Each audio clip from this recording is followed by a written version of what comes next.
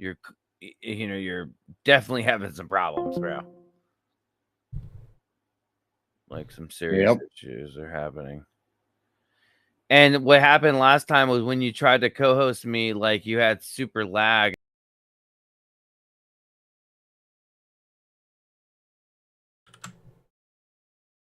Hey everyone that's tuning in here, let me just get my audio stuff worked out. Trying to get into the stream that Shane is hosting, the X Twitter space. And what do you know? X Twitter Spaces is freezing up. Thanks, Elon. All right, let's see. Oh, there we go. Oh, there we go. Man. Yo, what's good? Loud and clear. Testing. Yeah, Shane, you're lagging. Did you send out?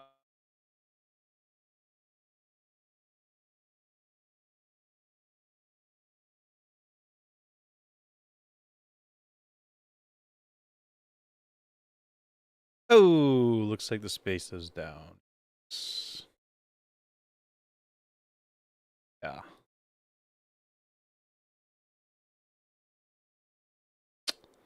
Well, please bear with us for just a moment here. You know what we can do? Why don't we go ahead and go to Aether Cosmology? Hop on a fun little video here. Why don't we go with little LIGO promo, yeah?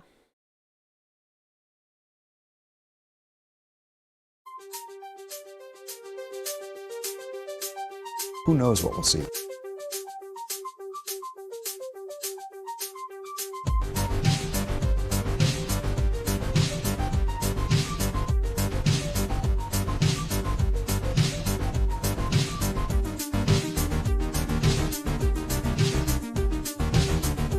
Holy mackerel.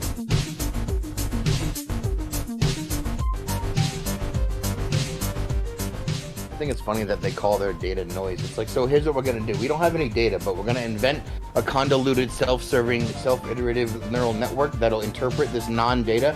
And from that non-data, we'll extract this data that matches our predefined model. And then we'll claim that this data corroborates our model later. Yep. Whatever they're measuring comes through a computational statistical framework. And so they're not actually measuring anything direct. And then to get into the mathematical derivation of the so-called gravitational wave, Heathers also points out that under transformation, it's not even covariant. So like they try and relate it to it propagating at the speed of C, to match Einstein's theory. Yeah. But they derive it in a preferred coordinate system so that it gives the appearance that it matches. He breaks down the transformations and it's not invariant under transformation. So it's not even covariant. It's not even canonized in the mythology and the mathematics. So it's like these people have a model that they want to get out of this, and they have the means and technology to scramble noise and dissect it through convolutional neural networks to get the quote unquote image of what they need of two black holes merging, little coalescing in the sky. How cool is that?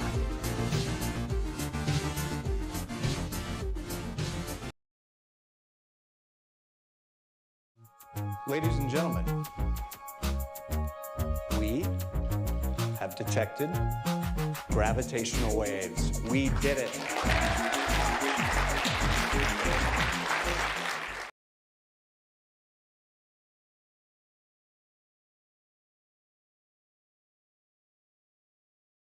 All right, so we're going to see what's going on here with the stream. Yo. Hey, what's up? Not Toby, hit us much. with a delayed intro, if you don't mind, sir. Everybody, we are having a few technical issues, I believe, here, but we're about to start up another space for Thursday night. If you want to join us, you can pop on over to X Twitter Spaces, and we'll have a space up. Either me, Shane, or Alan will have something hosted here in just a few moments. And you can join us on there. Anyone's free to come and ask questions. I think Alan might talk a little bit of quantum electrodynamics, just a few meta points from his conversation on Tuesday. But other than that, we're just going to be hanging out and, chatting. And if anyone wants to come and ask questions or, bring an assertion or challenge an assertion, then feel free to come do so. How's that? Nice. Cool. All right. Do you have another one, Shane, or do you want me to make it right now? Yeah, you make it. Okay, making it now. Mine is infinite loop me. And also, I All don't know what was happening before. I had a triple echo loop, and I couldn't solve it. I was already closed every. Triple echo. Yeah, I'm blaming my phone again for that. Literally, it's like, oh, you need to have a mic, and it's like, no, I definitely don't. Dude, I didn't even change the title. Let's see who can invite to speak. You invite people to speak. What do you want to talk about? Oh, you want default? What? It's like the most restrictive one. Yeah. The only people you invite. And then Flat Earth on Thursday night. Live Spaces hosted by Aether Cosmology. All right. Oops.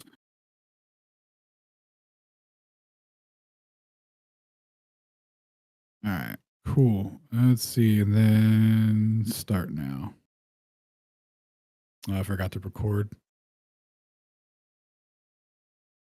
All good. Well, lets everyone feel a little copy. bit more in the moment, Yeah, there you go. There you go. That'll be the sales pitch. Here we go. Links. Get tweets out to the boys. I wonder if we'll get an old purple pill. Minor inconvenience. Let's see. Ooh, chance to use the new thumbnail. Ooh, Old State Saloon. I'm following them. After all, after being shown about 500 times earlier today that I was not following them.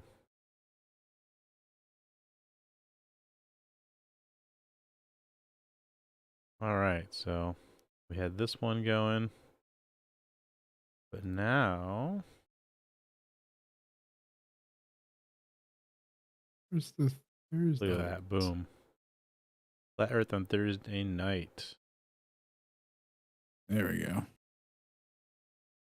I feel like Bill Gates had affected my space, and there was nothing to do but kill it. So, oh yeah, let me send the link had to be the suicided. boys.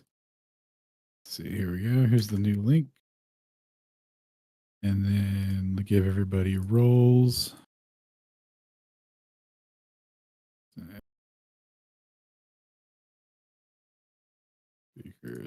Speaker. No. All right, I sent you guys. Can you guys hear me okay? co-host. And I'd like a check from you guys too. Yep, you're Yes, good. sir. Oh, Stone, you sound good. How about Alan? Testing 1 2. Testing 1 Great. 2. Toby, how about you? I sound good. Oh, he sounds good, brother.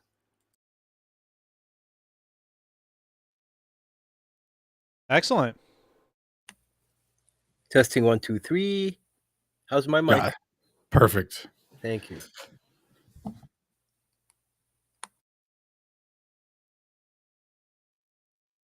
Well, awesome.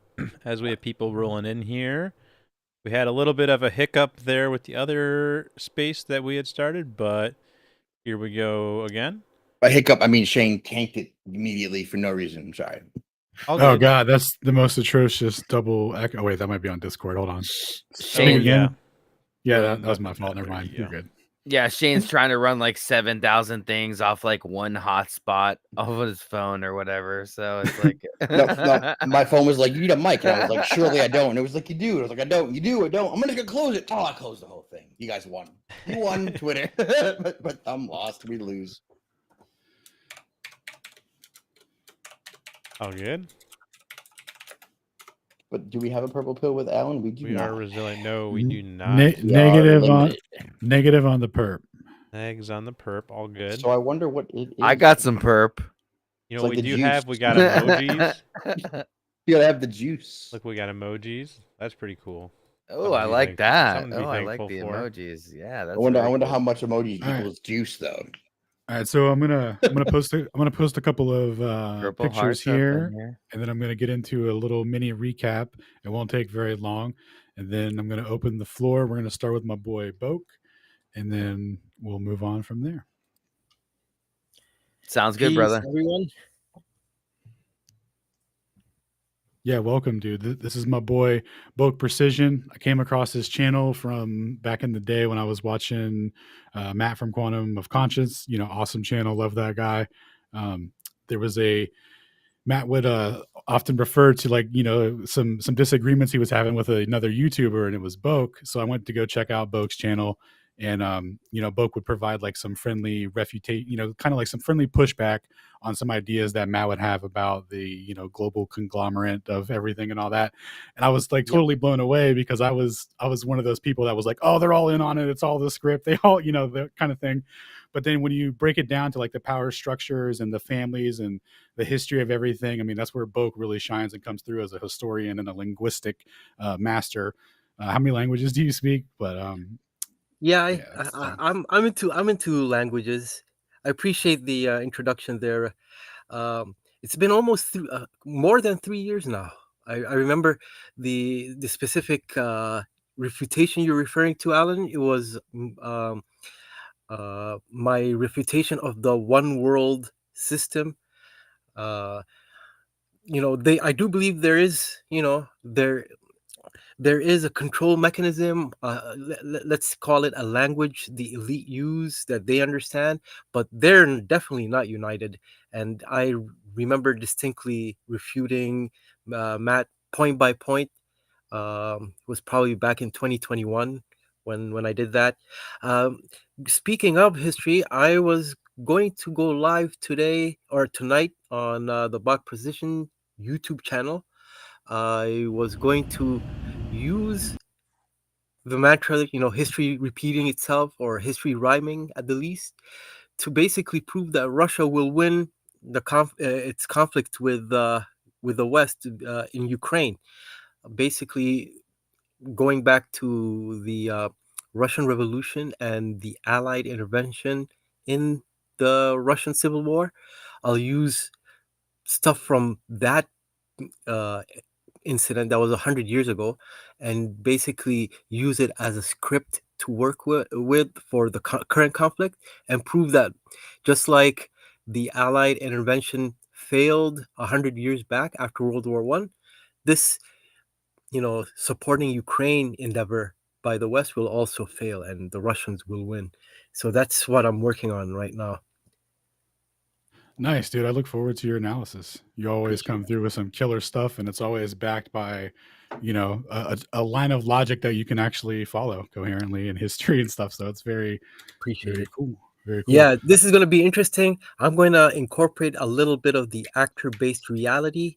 You're going to like that, because it's the same camps, man. You'll see the fact that Tsar Nicholas II and the King George were basically the same person, just playing different roles. And if you think that's crazy, all you got to do is look at the same camps doing that for the space race. They had what's his name played two roles. Yuri Gagarin and Neil Armstrong was played by the same guy. And I'm just, you just stay tuned. I'm gonna provide the evidence and all that, God willing, tonight. Nice. Awesome, dude. All right, we will come back to that. Have I stolen your content already? dude, Shane, when you check out his channel, you're gonna be like, oh, this. Oh, that guy that I stole that stuff from. It could be all the good people. Right? Unfortunately, I had a lot of my videos deleted recently, but yeah, I still have a few stuff up. Yeah, it sounds familiar. Or we talked before, or I've been in your Discord, I think. Yep. Have you done a Vedic thing for me, perhaps? No, I don't think that was it. But Shane St. Pierre, he is familiar to me. We'll sort this out, bro. And yeah, the names and kind of ring a vague bell. So Are you familiar with the Tartaria? yeah, I've actually made a video kind of refuting the Tartaria line of Or thinking. Well, Or there's everything. Interesting. Tartaria and then there's Tartaria. Yeah, but yeah, I got you. Tartaria, yes, Tartaria. Not to be confused with tartar sauce. I Well, think no, it's a actually, it gets psyop. confused all the time. So It's okay, a that's the Russian psyop. based psyop, I think. And the fact that I've heard of Tartary before, but never as a civilizational Atlantis of the East, kind of. Yeah, I'm a big fan of one sourcing things. Like if I could find the name one place, like in a CIA paper, that I'm usually good for it. Or if I could find all the information in one archive from one release, in one museum from one thing from the Royal Society, then I'm usually a-okay to go to. Got it. Gotcha. So one person played two roles, huh? This guy's speaking my Yeah. language. The actor-based reality. It's a thing the elite are into. Nobody dies. Are you telling me? Is that where you're going? Hold on. No, Everyone is constantly never There's hope dies. for you No, after all, bloodlust. Shane. You get to come Bloodlust back. is real. I think people die. Unfortunately, they do magnify and hyperbolic mode in some rehashings of incidents and all that. But real quick, is there a level of fame you can attain that when you actually die, you don't die, you come back with yourself with a mask perpetuating your own thing forever? Because that's what Dave thinks, and I just want to make sure that we're not either on that page or Dave's not no, here, I'm bro. not on that. I'm not on that. line of Okay. thinking. All right. There's no planes here, dude. You can calm down. No planes on flat Earth. That's a new one. Everyone has, I want to know where everyone's levels at. Right? Larry level's about 2 levels above me. It's good to know. Yeah, I see what you're doing. You're basically gauging where I'm at. I get it. we got truthers of all types. Oh, we were just We're all giving our friends. friend a hard time. It wasn't even about you. It's like an inside joke. Oh, okay. It was kind of both, right? I was feeling them out and bragging Dave. Definitely doing both things. Dave's not even here to rag on, dude. If you do it one Definitely more a time, he will be. multi-purpose. He's here in spirit. He's here in spirit as we rag on Yeah, him. the topic alone, he's definitely here somewhere. Just say his name a few more times. Just say like planes can't land, and all of a sudden Dave's gonna log in. You guys want to see some magic? Ready? Out of ponders. Out of ponders. Out of ponders. He's gonna be here. Here he comes. Right. Out of ponders. I give it like 5 minutes. How does a plane land on a spinning ball? Dude, And then Dave pops up. You ever trust fall into your internet friends and just be like, they'll be there, dude. Don't worry about it. Was I summoned? Anyway, what we said about awesome research and Yeah. wait, who were you disagreeing with? You were saying that. Oh, it was quantum of conscience. You probably haven't heard of him, Shane. No, the last thing he said was like he says Tartaria. You're disagreeing with most people who are still on the Tartaria kick, I think, who are like, oh, it's the best conspiracy. We found all the stuff, and it's like all cord of, and it's like, nah. You got a bunch of vagaries leading around the same thing, poking, but nothing giving you anything. Unless floods. Yeah, unless you guys have come to another concrete nugget of truth that you want to divulge from that particular conspiracy window. Anybody? I honestly just think it popping out of nowhere in like 2016 is a hint. I think it's a Russian psyop, Russian sponsored. I'm not saying I know the perps. I just getting a feel for. But as a historian yourself, I don't want to interrupt you. Go ahead. No, go ahead. Yeah. As a historian though, don't you find it odd, like the mud floods and there's like weird manipulated history in America? Absolutely. I don't know how deep you've gone into that. Absolutely. I think historians, the profession, academia, and historians as a profession, I think they were basically either useful idiots or in on a lot of the shenanigans because, was it Shane was talking about one source earlier? A lot of the stuff, the primary sources are classified for 50, 60, 70 years, and then someone who's from an Ivy League institution is given dibs on researching the source after it's declassified with permission from some kind of military type agency. So it's all controlled. If I may, when you're done. And the historian, whatever he's looking at, is also controlled. And if the only reason we take the sources at face value is because we are entrusting our trust with the people who are responsible for classifying the information, the documents in the first place, and so on. Military type people, right? And uh, the historians themselves then validate the things that are declassified, whether it's 50, 60, 90 years. Some documents are 99 years after, right? After all the actual witnesses or direct players are all dead and can't, be eyewitness refutation of whatever is in the document. So you're right. Western American history can be dabbled with. The world history can be dabbled with. Back in the day, it was all And fully literate monks who had access to the books, and they were the ones writing the chronologies and all that. So I get it, yes, but But do you find it interesting that, like, just, visually and with logic, like, there's these buildings that look like they took 200 years to build, and they say they build them in, like, a couple of years or something, like Wait, yeah, Brent's yeah, gonna substantiate Tartaria? the whole thing about these massive churches in Europe, for instance, the buildings. Yeah, I don't see how in 2024 with our crane technology and all that we can't replicate those buildings. But the Tartaria stuff, it's like a whole curriculum already laid out bare for us. And to me, like it's like it But I'm has a not trying whole. to make it like a cult or something. I'm just saying, like, we don't have to be a part of that organization. We can just look at it as, like, people talking with each other. Like, look at these buildings. They've clearly been here a long time. They I weren't there agree. when someone said they were. We don't have to be Tartaria to I agree say with that. I that's agree super with that. sketchy. Yeah. I can see how we got there, though, right? Yeah, Not Wait a really. minute. the Tartaria specific stuff, I think, just popped out of nowhere and was already backed with massive like work, that it could have not been organic. It could have only been a psyop. I'm sorry. Well, it could have been organic and then quickly subverted into a psyop. I think it works. Maybe, but to me, like, I'm maybe a bit older than the median speaker age here.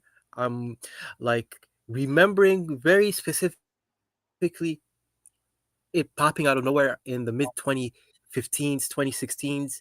Like, I've never heard of the Tartaria theory before 2016. Just keeping it Well, like, I've heard of Tartary as a region in Mhm. Central Asia that was occupied or colonized by Russia in the 1700s when the Russian Empire was expanding, and that for the most part they were Turkic people, and a lot of them were Muslim. uh the Turco-Mongol societies who were nomadic horse riders, and a lot of them were recruited in the Mongol army that sacked Baghdad. There's a district in Baghdad called, in Arabic, Hayat Tatar, which means the Tartarian district. uh, Basically, it was occupied by Mongols in the sack of Baghdad, which in modern chronology is claimed to have happened in 1258. So this is my knowledge of Tartaria. And then out of nowhere on the internet, 2016, the mud flood and this civilization with massive access to lost tech and all that, complete like curriculum. That's the best way to describe it. Just came online, I think. And uh, my final position on this is, I think the main purpose is honestly to take a big dump. Like, it's funny they call it the mud flood, but I think they're taking a dump. Honestly, I think A there's lot of something mud, behind bro. that. The mud flood. They're taking a huge dump on Western civilization, on like the Industrial Revolution and the Enlightenment. Not saying that that history itself is solid, right? Maybe it's an ancient psyop being, replaced by a competing Russia-based psyop, but it's definitely uh, discrediting of Western history. That's my Well, opinion. I mean, I think I get 80% of that with you, right? Like I started with the cool, it's like excellent and great and everything is connected, but there's really no central theme or central nugget of truth. There's a bunch of peripheral likeness and vagaries that go along, and then it's like, oh, Mm, either it's a psyop that got subverted, or mm, it's just a general smokescreen put there to let you not see what was really about that time period in about 1850 to 1910, which would be what I would call the introduction of the globe and the maps and the whole coordinate system and the takeover of the education system, the schools, and how the whole 2 generation gap thing has occurred. And then the whole kids of your kids have no idea the world they're living in now. So that's where I think really Tartaria is hiding. That's why there's really a nothing substance there, but there's a lot of the same, like, oh, maybe if vagary, and it's like, cool, yeah, maybe they had yeah, architecture that was unified and structures that were built in sound frequencies. That's definitely real. But beyond that, like, we got to figure out what was happening with all the people with orphan trains and how 1850 came, and all of a sudden we had like no books, no maps. Everything was already globe. And then if you look past the history, it's like, oh, it's always been globe. We've always had a globe. It's never not been a globe. You say, well, then, interesting. mm. One thing I want to, like, I like to give humanity credit, but we do have a weakness that, like, and by humanity I mean the Of masses. being retarded sometimes. Sorry. Of being retarded sometimes. Yeah, but we Some also more have than some good others, yeah. qualities. Like, how information gets passed down generation to generation. I think that's a very, you know, it's a beautiful ability humans have, where uh, our elders, you might call them grandparents, usually are a good fountain well of information. And it looks like, for the average human family, 3 generations of information storage is like the max, right? S- the elite have an advantage over the average human in that sense, because they can amass information generations.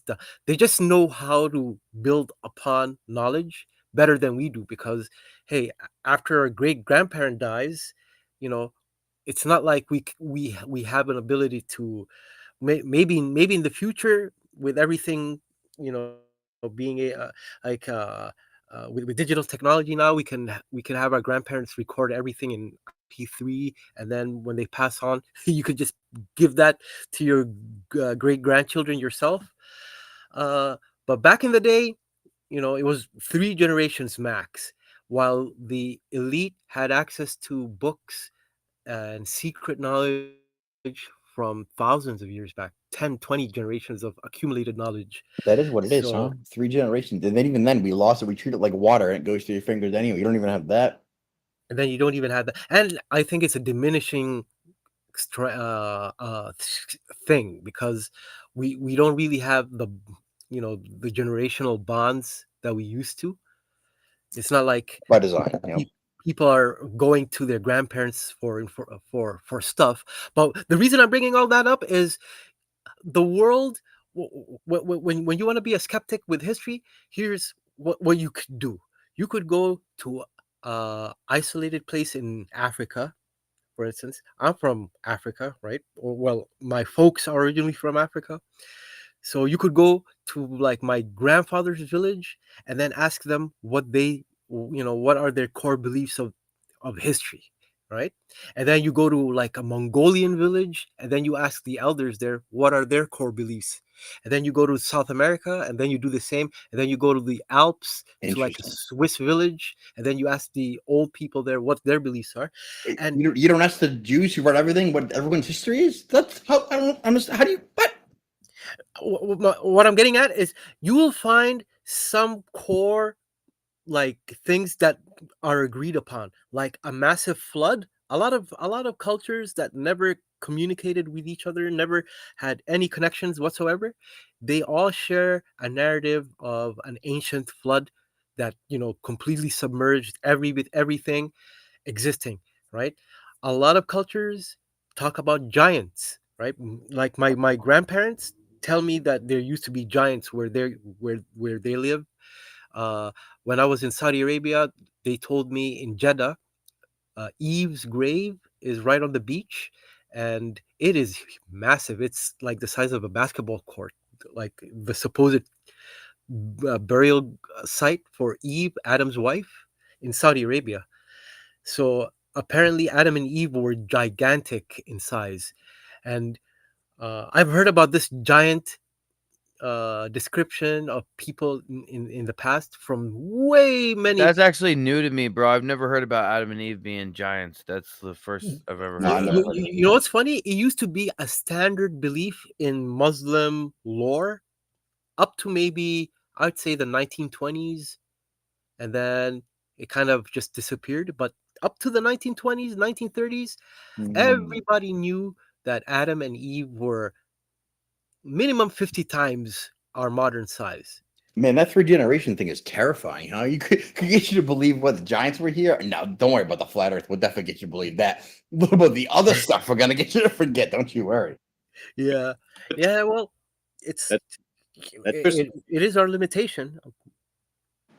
well, it wouldn't be if we fought every battle like it was the last without knowing that we had a whole war going on. Every time we fight a battle, we're like, oh, they're gonna take away privacy. And it's like, bro, where you been? It's been copper, right? Privacy, this Snowden, like every 2 years we're in a battle, and then everyone forgets. And we're like, okay, starting anew. And then 100 years back, there was the book burnings, and you know, like how do we know after after grandparents died, everything that they held dear, Yeah. was embedded in their minds got completely razed and burned, and you know revolutions are pretty much that, right? Well, the Russian Revolution, the French Yep. Revolution, it was a complete reset. So Yeah, they burned all the books every other time, but not this time. We definitely have all of our books, and the all the maps are definitely gone, but they were all created after 1900 and all have the same coordinate system. Don't ask any questions. It's fine. So I just want to interject here for a second. All right. go So ahead. still to this I'm day, muting my mic, by the way. still to this day, if you really wanted to go and learn, I mean, sure, you go ask Joe Schmo in the Alps what about what he thinks history is, but oddly enough, you brought up Muslims, and still to this day, it doesn't matter if you go to Jordan, it doesn't matter if you go to Saudi Arabia, it doesn't matter if you go to Pakistan, you go to any one of those countries, and you go to a mosque, and they still have scrolls that are thousands of years old. All right, they are some of the best record keepers in the world, and there's no record of Tartaria in their records. So now are the Muslims in on it too? Thank you. Like, believe it or not, the only correlation with Tartaria in the Islamic world were the Tatar, and the Tatar were were in the end Islamicized. They became Muslim, and if you could find the article on Wikipedia that the Russian Tatars, they're to this day predominantly Sunni Muslim, uh, but even they won't claim they were part of an ancient lost civilization. Uh, they used to live in the Crimea Peninsula where all the stuff is happening now, and I think it was Catherine. I think it was Catherine, or either Catherine or Peter the Great, who conquered the Tatars and basically incorporated them into the Russian Empire, and they became a tributary state. Around the same time, Chechnya and all these other Muslim groups in the Russian Caucasus became part of the Russian Empire. So they were basically, a group that was once as powerful as the Ottomans. Uh, they were responsible, as a matter of fact, what was called the white slave trade in the Ottoman Empire. They were getting their Slavic slaves from the Tatars. The Tatars were capturing Slavs in what is now the Ukraine, and selling them as slaves in markets in the Muslim world, Istanbul and Alexandria, Egypt, and so on. So, Just so we know that who runs that all the time. It's always the same people. Those people with little hats. Just yeah, funny that you mentioned that. They even had a name. I forgot the name, but if you look at the way those merchants or middlemen were described, it is obviously they were of the Judaic faith, and Whoa, they that's were crazy. What basically a weird coincidence. and they were basically they had business connections with Venetians and Genoese, and they were the middlemen between Europe and uh, I guess the Russian steppes, and also the Russian steppes and the Muslim world. And yeah, slavery was one of their commodities, among other stuff. So, What do you mean what? sorry, I mean, what do you mean was? The thing doesn't change. It just went to a different venue, right? Still rocking. you're right. You're right. And then Yeah, they had the whole financial slavery thing, and people still at the top running the whole chains. It's just, invisible. Anyway, and right now, basically recruiting Ukrainian men against their will, not even recruiting, drafting them, sometimes kidnapping them to fight in the front lines of and die for NATO. And it's basically the same people, but now under the auspices of the U.S. State Department. isn't NATO like just, excuse me, but the big red, white, blue American dick that they swing around to hit people with, which isn't 100%. really, I didn't really do anything of their own accord, but other people, like the same people we were just talking about who run the slave trade, like to wield and then use to their own peril to do things like poke the other APAC to create political strife, whereas they fund both sides and do the same thing that they politically promised not to over and over again. Or did I miss it? Well, it basically Sir. it, it's a mechanism to keep the core of Europe disarmed and under either an Under American stress. Huh. uh, Can't be calm. under Got to be something going American on. security. But that's the whole purpose of NATO is to.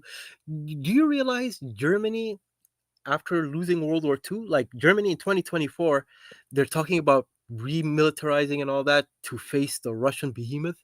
But I'm not exaggerating when I say this. The Chicago PD has a bigger budget than the whole German military. And that's because of NATO, because the Americans won't allow Germany to rearm, like not on its watch. Hell no. Yeah, you Right? went against the international Jew and stood against your own rights. That's evil. We had to kill you, destroy you, lie about you, destroy your culture, and then put economic sanctions on you for 60 years to make sure you could never do it again and to teach the rest of the world a lesson. And also control like the immigration in and out of your country. And the German has no say. The French has no say in, for instance, uh, sending a couple of thousand Frenchmen to Ukraine and training Ukrainian contingents. If the Pentagon sees a need for the Europeans to, do this or do that, they will have no choice. That's one thing I realized after 2022. I used to be of the mindset, oh, you know what? Uh, the Germans, the French, the Italians, you know, they're Westerners, they're semi-independent, but no, neither they or the Japanese or the Koreans. They're basically completely under uh, control, one way or another, by the U.S. State Department and the American military-industrial complex. And it's not even I don't want to even call it American, because some of it is like it's like the city of London, you might call it. The term I use in my channel is the envelope term, the Anglo-American realm. That's the term I always go back to, because it leaves no room for error. What we're talking about, the Anglo-American realm, is literally has its root on Europe's neck, and it uses the Putin boogeyman to make them comply. This is my take on the whole Ukraine conflict. I think they could easily solve that. Trump's claim, like, I know it's all an act, and he's just a mannequin, a puppet, but he claims he can solve it in, you know, uh, in in moments. I believe it. I believe it's a solvable thing, but the purpose it serves is to keep the European uh, elite under American management, Anglo-American management. And sorry for going like rant mode into that's less history and more geopolitics, I guess. Oh, good. I'm gonna mute myself. I can hear the crickets, guys. It's all right, man. We appreciate it. No, it's all good, bro. You were crushing. It was a great convo. Appreciate it. Lots of history. Yeah, I put a link to Boke's YouTube channel in the Jumbotron, so you guys could check that out. Yeah, I You can was stuck follow mid him on post. My bad. Twitter. Hey, yeah, you're good. You can check him out at Boke Precision on Twitter as well. Hit him with some follows, and yeah, stay tuned for his presentations. Man, he goes hard. I was agreeing with you, but like I was trying to mid post. I was posting my NATO is the big red white dick that we hit people with post, and it was like slowly, and I was like, oh, I'm muted and I can't do anything. And he's like crickets, and I'm like, no, I agree. I have some other things to add. Oh, no, too late. Like, haven't we started every single war since? Has been like 32 wars started via NATO since the other wars, and it's like, wait, how many? And it's like, oh, all of them. Oh, we started every war, huh? But we're always fighting terrorists, and it's like, no, terrorists aren't real. Turns out, guess who the terrorists are? Always and forever. CIA Mossad. Oh no, every single time. And it's like before we used to do it publicly, we caught them training that Al Qaeda. They were like, hey, don't do that. And they were like, oh, okay, we're gonna move it to a different area where you don't see us. And we're like, okay, cool, that was great for everyone. And then they caught him again. They were like, hey, you guys, is it still you over there? And it's like, yep, definitely always us funding a terrorist. And then it's like, oh, ISIS is different. And it's like, oh no, that one's our boy, the Israeli secret intelligence service. It's the same people. And it's like, oh, got me. Same acronym, didn't even try. Then anyway, turns out it's always them. It's always for pressing the war. So when you're like, oh, we started every war, it's like, yep. And we instigated it from our pre-war position, from our, what do you call it? Problem, reaction, solution situation that we like to pretend, is new every time. The Hegelian dialectic. There you go. Thank you. Yeah, the Coke, Pepsi, but the real purpose is you're drinking soda. The end, like around here we like to call it, do you like to sacrifice your child to Moloch this year or to Baal? You get to choose when you're sacrificing in blood torture. You get to pick which demon that you're gonna put your kid in the pit of. Your choice, this year we have Baal, but you can go to Moloch if you want. It's up to you. That's the importance of freedom and democracy. We'll make sure to beat the war drums loud enough to not hear the children screaming. Oh no, you'll hear them, but you'll be part of the fun. Everyone will be laughing. It won't really be real to you. Don't worry. Oh, that sounds like Trav, bro. Yo, what's up, man? I was wanting to ask you too. Have you seen some of the a lot of the ancient pyramids and stuff they're finding in China? Like just a lot of the antiquities structures, like for example, like the wall of China, they say that it's really kind of like built backwards or whatever. And facing inward?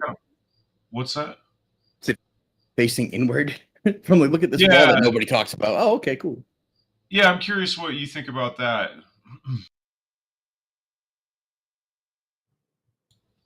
Right, what's the story on the other side of the world? They're trying to keep people in instead of out.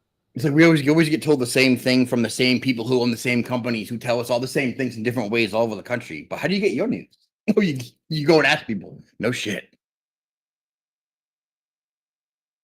Yeah, but what are your thoughts on the pyramids and Antiquitech and all that? Oops. Honestly, I think this is gonna sound funny, but the Mexican pyramids are the only legit looking pyramids to me. Like, I've been to Egypt, and I'll tell you the Egyptian sentiment. They think the whole ancient Egypt stuff and the pyramid of Giza and the Sphinx and the whole pyramid complex and ancient Egyptian history itself.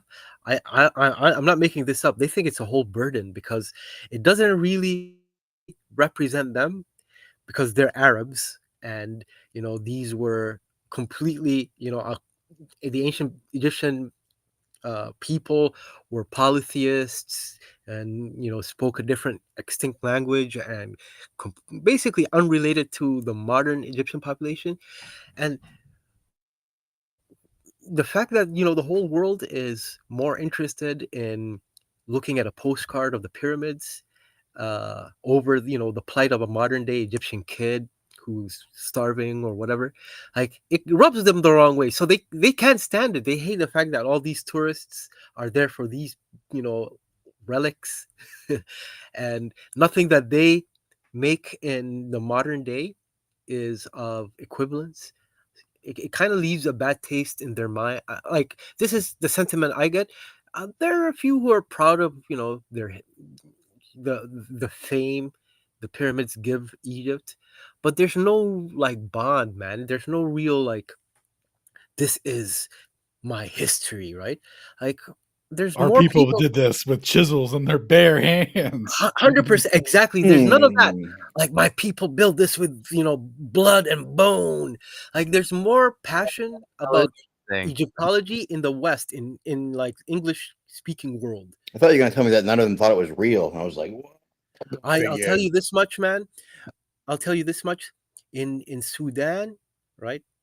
In Sudan, uh, the claim is it was the heartland of the ancient Nubian civilization, which was like a sister civilization that adopted a lot of Egyptology and ancient Egyptian religion and all that, and pyramid building. If you look at the pyramids, the Nubian pyramids in Sudan, like some of these pyramids are so pristine and without any obvious erosion. It's laughable, man. I honestly, I'm not exaggerating when I suspect these were built in like the 1950s, 1960s. Oh, like Stonehenge then. 100% like Stonehenge. And I'll tell you this, I think the purpose they served was, it was synchronized with the civil rights movement in the United States, because that was the same time a lot of academia in a lot of American academia adopted Afrocentrist uh, uh, history, and basically gave Afrocentrism a sort of a green light.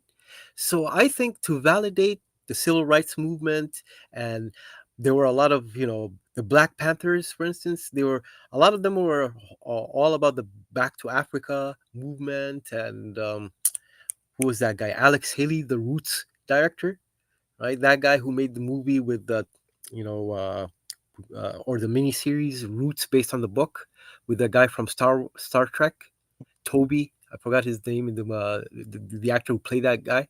But the Nubian pyramids, I think, was to basically synchronize with the civil rights movement, and to give them a sort of an Afrocentric uh, uh, history on the lines of Egypt. And Egypt's history is really sus to me, man. Like, the dynastic period is 33 dynasties total. Like, how convenient. Like, it's just a whole bunch of, to me, like, I think it was magnified. I'm a Muslim. I'm Well, sorry if my it wife is their knows. favorite religion, right? All them God, Ra, Sun God, all the stuff, all the ideology, but probably unrelated. Honestly, I think it was just to magnify the pharaonic uh The blood of the God King and the right to rule. You mean perhaps way back yeah, when? like, what the Quran calls infidel stuff, right? Like, literally anti-God. Like, if Moses represented God's position, Egypt and the whole Egyptology was, hey Moses, this is what your God drowned, you know like, it's like them showing that, the whole Egyptology stuff is better than the creator of this universe. Everyone needs Who's an enemy. Yeah, well, I'm 100%, I'm a Muslim. I believe when the Quran describes Pharaoh as a tyrant, I believe he was the benchmark of tyranny. But history now paints ancient Egypt as like the fountain well of civilization and all that. I think it's them giving a fu, a middle finger to God, in their whole need to do that always, whether it's with Darwinism and everything else. Yeah, we like I to go don't to the know. sun gods. We I like don't to know. name our gods after them. Are you guys cool with talking about health? Yeah, I am pro health. Why not? Awesome. No, I What do like you think? vaccines. Vaccines are healthy. Hey, I'm No, just no. kidding. What do you guys think about like everything essentially being parasitic at the very end of the day? And like, so I'm all ears. mainstream like hospitals aren't gonna like treat or ever tell you about parasites. They're just gonna treat the symptoms because Mm. if they healed all the parasites, they'd be out of business, minus like broken arms and broken legs. What do you think? 100%, man. Well, that and FDA, other things, yeah. big pharma's garbage. Yeah, dude. It's like, oh wait, remember when they used to have one doctor for a town? It's like, no. Well, now you have 100 doctors for a person, and you're like, oh, Wow, I see the good problem. Got 175 years, man. They're still practicing. No cures for nothing. I see what happened there. Okay, went the other way. All right. I mean, we're on Twitter, but I think we can talk about turpentine. You got turpentine. You got. I think we're trying to get banned or something. That's what we're doing. No, we're not trying to get banned. We're doing like We cheers, got open season. I mean, And- flaxseed oil. Or is that gonna get us banned? But we are streaming to YouTube and Rumble. Oh, and okay. I'll Twitch chill out. and I'll chill Kick. out. Oh, Well, I mean, I don't know, man. I haven't been tampering it, but I think we can talk about health stuff, right? Isn't that cool now? Then now that they talk about health stuff, that was like the propaganda rule once the people said it. Yeah, I like think it mistakes depends are on- made on both sides. It So depends on which side of the bed that the Google AI wakes up on or whatever. we're on the same side now. I Mistakes did on both hear sides. they're bringing up the bird flu suddenly. Like it's popping in the algorithm a lot.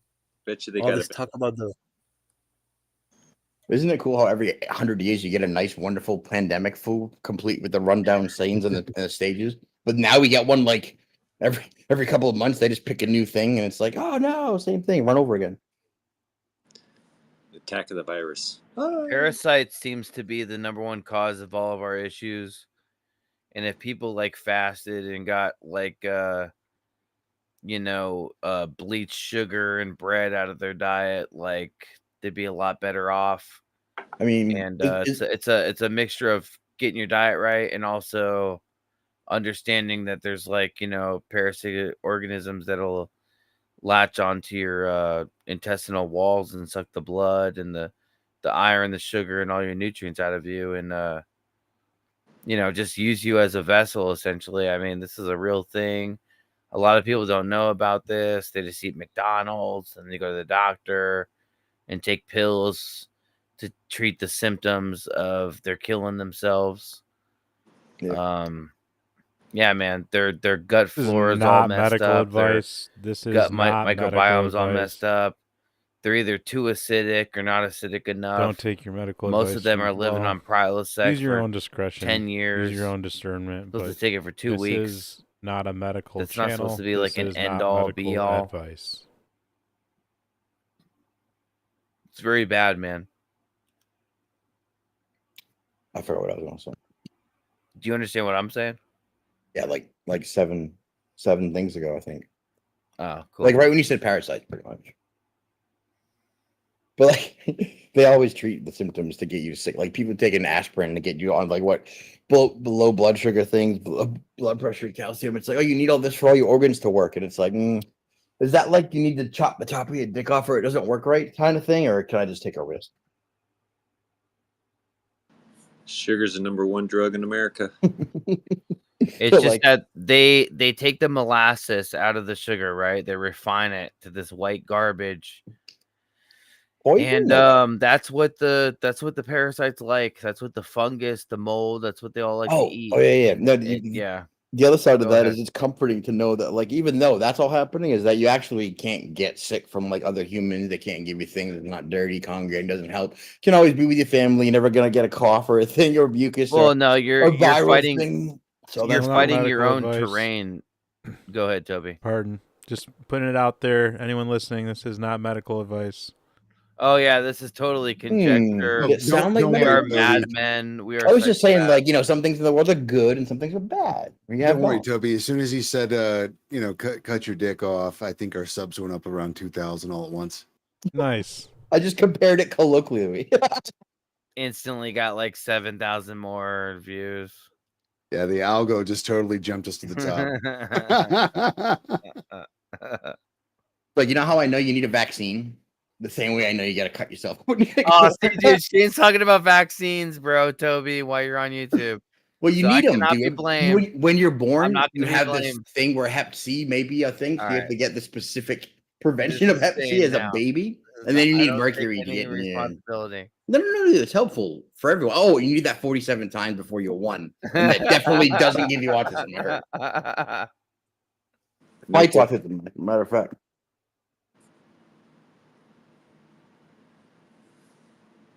So yeah, about them geopolitics. I'm not going to be able to have Shane on my podcast, apparently. No, dude, absolutely not. I was just thinking about, I was going to Remember how you said you had 2,000 YouTube Shane. subs? No, And you haven't been deleted yet? Well, Shane's yeah. going to delete my YouTube next time. It's my goal. You got to knock out the first one, dude. The first I'm trying to rough. share your content. Why do you want my YouTube deleted? I don't think I can trust you as like a friend or a truther. You can't trust me until you deleted my YouTube. No, not until I deleted it. Until you've been took like deleted 9 years to accumulate the audience. Oh, see, that's what it is. You have this just like delete it. I don't want to lose my stuff vibe, and it's like someone's got to take all that away so you can come join the Well, crowd no, over I'll here. let Where I you don't come. give a Just shit. don't It's delete like my channel. once you lose everything, bro, you're just so free. Trust me, you have to come back and embrace the community and realize it doesn't matter. You just want to remove my audience? That's hilarious. Who else has been banned here? Anyone? And then anyone been deleted anywhere? I have to let Shane delete my audience, and then I'll be trusted in the community. What's banned? I don't know what that is. No, YouTube has deleted your channel, has removed your content, has decided that based on these or future guidelines, we've decided that you've broken these guidelines and are not allowed to be on YouTube because you're a white conspiracy theorist, anti-Semitic, racist, anti-medical disinformation spreading agent or whatever they say all the time. That I read it 112 You're times. a disinfo agent, dude. Like we work for the disinformation department. That's where I got my channel name, dude. I was like, what are you accusing me of? Yeah, I'll just be that. Whatever. Yeah, nice, dude. So we got let's see, we got Nicolas Cage and then Mila. Dude, see, I trust him implicitly because he just got Josh Allen. Right. Speaking of, double trust for him, right? Extended trust. Triple trust. Shane just like breezes right past without like Alan's like, we got some people here. Shane's like, well, what about this other stuff? Yeah, I just remember the Cage was here. I was like, oh yeah. I'm like, my bad. Yeah. Dude. Yeah. So what's up, Nick Cage? Haven't seen him since he got yeeted. Nick Cage, what's up, baby? How's your return going? The return. Nick Cage 2.0, baby. Also, how many is this? There wouldn't be a first one, right? You didn't pop your cherry like live. This is this is third, man. I'm on. There we go. See, you see that, bro? That's what a real looks like. That's what I expect. Are you even flattered? You haven't had your account suspended? Come on. Are you even truthing, man? Like honestly. Come on, you gotta push the buttons, man. You gotta let the people know. I mean, I don't want my crap deleted. I mean, it's just a bitch to build it back, See, now you think that because it hasn't happened the first time. You're like, fuck, and then you're like, oh, I build back actually better, like quicker, better, stronger, more people. And they're like, hey, where'd that person go? I'm gonna go find them. And then you're like, oh, what's up, everybody? I'm gonna go hunt my subscribers down. Yeah, otherwise people forget about you the first time you subscribe. They don't even know who you are 2 years later, bro. You haven't been deleted. Jeez. Yeah, it sucks. Well, no, if you tell them, yeah, go ahead, Nick. That sucks the first time. But yeah, like I said, man, it's like it's almost like a badge of honor now. Does it not get super easy? Like, dude, at this point, like we get yeeted. I'm like, oh, it's gonna inconvenience me for about 6 minutes. Hold on, new account, new email, boom, back up. All right, cool, got it down, right? Streamlined process. Here's my friends list, and I'm back. It's like, there's not people that are as fast as you, though. It's not. Well, no, I'm not saying get deleted 27 times. I'm just saying it gets easier. It's easier. You have a slipstream process now for getting banned somewhere, having a new account. It's like, and the people are proud of it. They get to see you again, and they just go, oh. Yep. Hey, go ahead, Josh. Oh, this is a funny space. I guess I had a question. If it's okay. I guess Absolutely. like lately I've been pretty disheartened. Just because I just don't know how anymore, if you want to call them normies or whatever, however you want to call them, to wake people up to a lot of this stuff that we talk about. It doesn't mean we're right about everything, but I mean, there's just you take the trans thing, for example. If you can convince a parent to harm their child that way, I mean, you got to be careful. We're on YouTube, bro. Okay, all right. I apologize. I've already set up. But if it's, I'll just say stuff like that. Like that means, I mean, there are people that are just so far gone. Take the Iraq War, something more mainstream, like the Iraq War narrative. There's people like I go to spaces and YouTube channels. I like to talk about politics. They still buy the mainstream narrative, like the Paul Wolfowitz, Richard Pearl narrative on Iraq, and it's just so depressing. I don't know how. I guess the question I wanted to ask is how do you talk to somebody, maybe like an acquaintance or friend or people you care about, to try to slowly walk a normie through this kind of stuff? Because I just think it's almost like if you just control, this is just keeping it simple. I think it's just as simple as if you have control over information, whether it be in media, academia, whatever, the institutions, and you just repeat something over and over. I think most people they'll just be programmed that way. But maybe I'm wrong. I don't know. Yeah, dude, that's a whole thing. Personally, if you're actually trying to like have a family member or a friend that you gotta convince, then you do everything the opposite of what we do all the time in debates. And there's this seminar called Candles in the Dark that's like targeted towards listening or trying to reach people in a cult who won't accept outside information, who you have to reach from within that cult without doing anything like giving them information or making them trust you or doing this dance. And it's the best way to like wake up your family or friends or people you care about, because it's absolute counterintuitive approach to it. It's like you can't be invested, you can't appear to care, you can't, like, you have to do counter to everything that's natural. You have to be very like aloof and observed and just bring them to their own cognitive dissonance by asking specific questions without overloading. Right? It's crazy. But it's a good series to watch. You should take a look at it. It's also good at heliocentric cult, or really any cult, but it was particularly useful for COVID cult. It was like, oh, how do I get you to see okay, you're not going to believe me or go anything or click on any of my links, but I still got to teach you.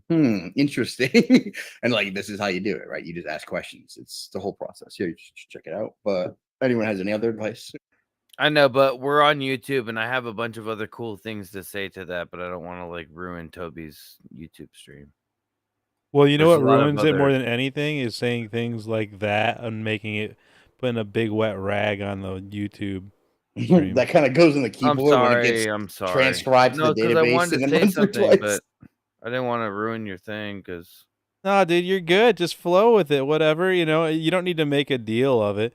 You can also use code We've words already if you want. said way more than enough as it is, so it's like, Okay, fair enough. we're already All right, in the so- doghouse, so say whatever We you're are gonna talking say, about flat like Earth. whatever. No, totally. Okay, yeah. So, dude, these death shots, Yo, like, real Somebody quick, just- Go Mila ahead. has a question about flat Earth. What's Yeah, up, go ahead. Mila? Oh no, I was just saying, we are talking about flat Earth, so I mean, just go ahead and say it. But go But ahead.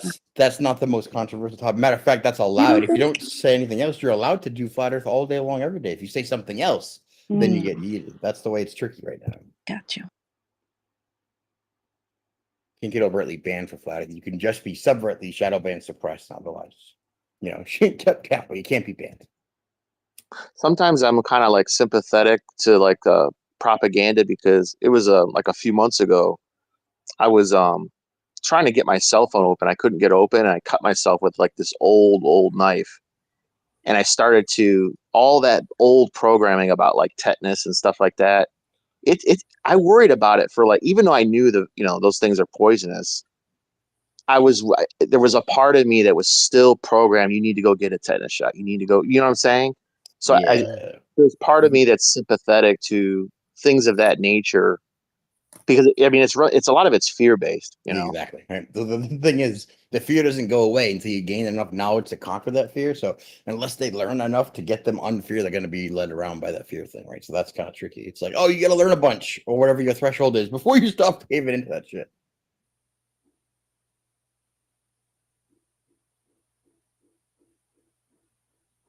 And it's like, but people don't want to learn or do anything. I think that like an important thing about flat Earth is that like we're very open and truthful with each other, and so I just think it's cool that we can all, like, with probably a very broad blanket here, all of us understand that like there was some sort of crazy thing put upon us that locked us down.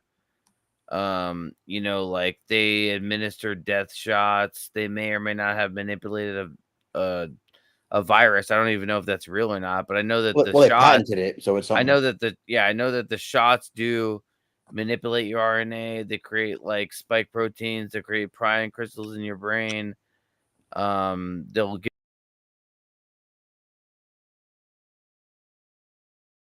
Yeah, I'm just gonna mute him for a second while he gets it out. And I'm assuming I'm just gonna say this, right? Like, do your own research. Don't listen to me. Don't listen to Flatman B. You can look into the things that he's saying, and I would suggest that you should, but that's just not really the point of this stream as far as I'm concerned. So that's why I have that muted. I'm sorry if you want to hear that information. If you're looking for information like that, there's a bunch of resources. I can help you find them if you'd like, but I'm just trying to keep my stream from being censored, essentially. So let's continue.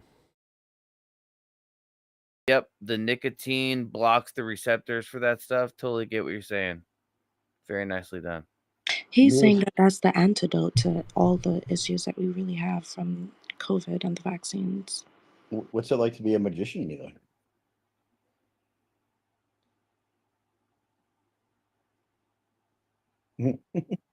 Is that not your actual profession? I'm sorry. Oh, I'm sorry. I didn't even know that you were commenting on my bio. It's amazing. It feels good. I haven't seen that one before.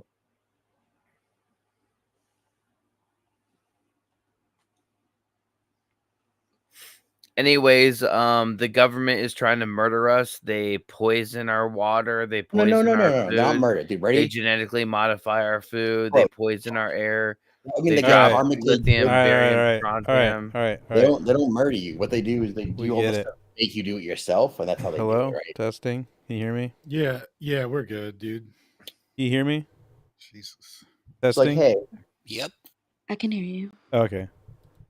It's not How lighting about up when I talk I got all a of a feeling sudden. Toby can't hear others though, like Alan. No, I can hear you guys. Sorry, Okay. but it's just it stopped lighting up when I talk.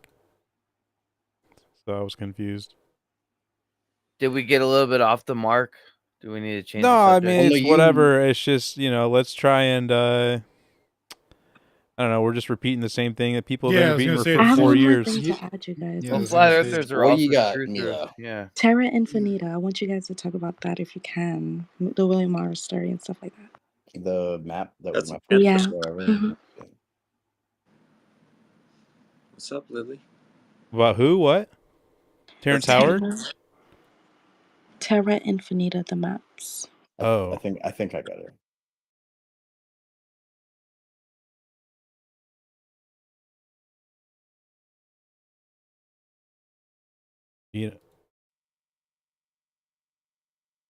Are you gonna pop it into the Jumbotron, Shane?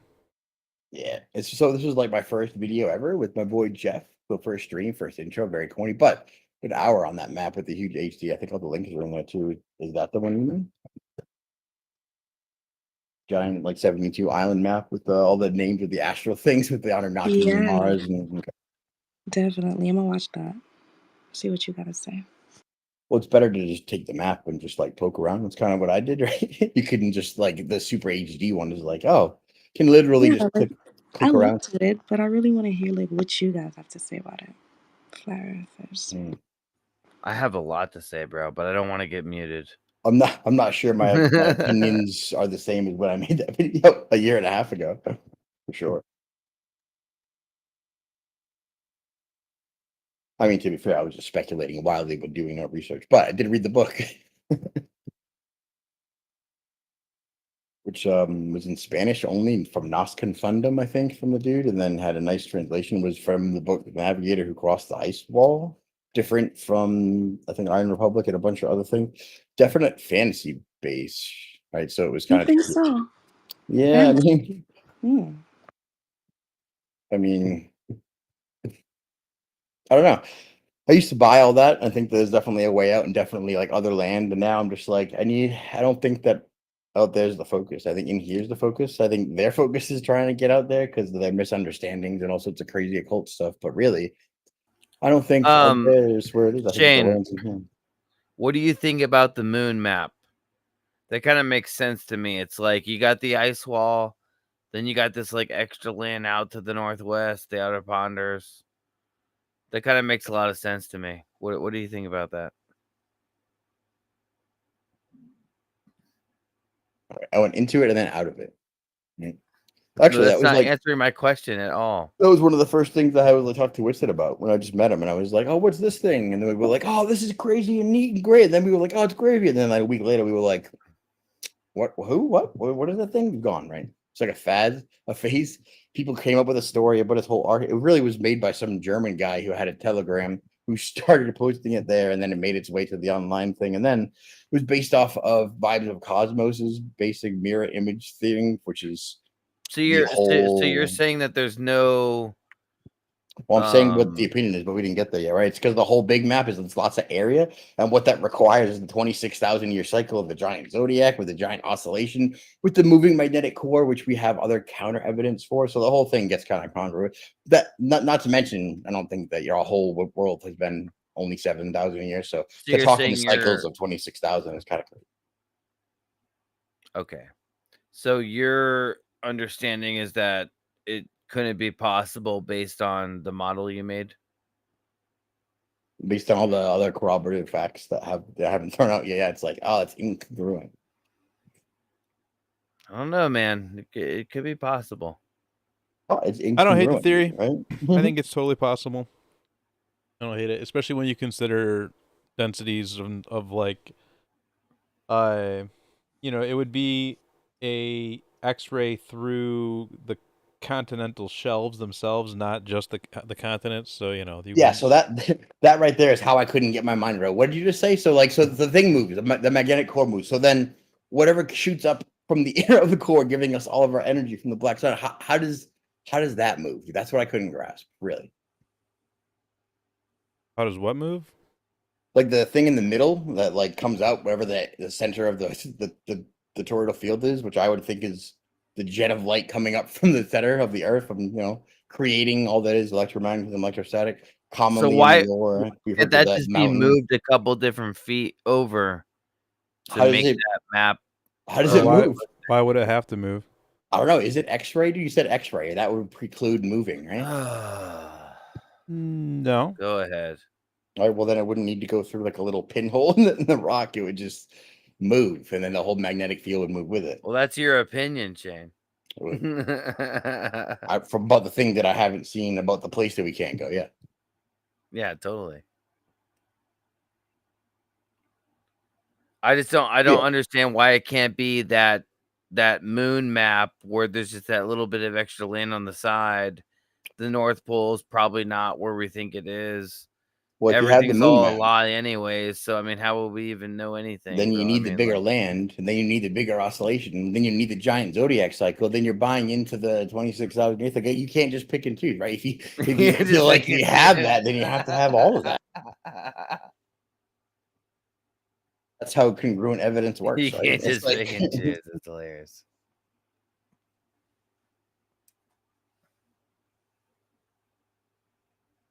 I finally remembered to share that to space. Man, I thought that was so interesting, that map. I remember looking at it. It was interesting enough for exactly one video, I guess.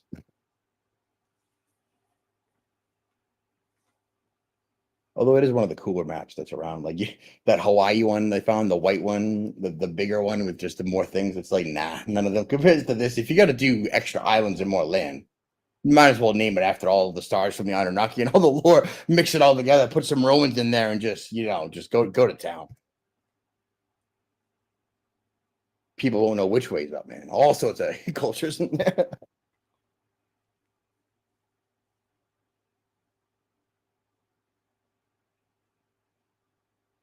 Did nobody else deep dive into the Nostrum Fundum book but me?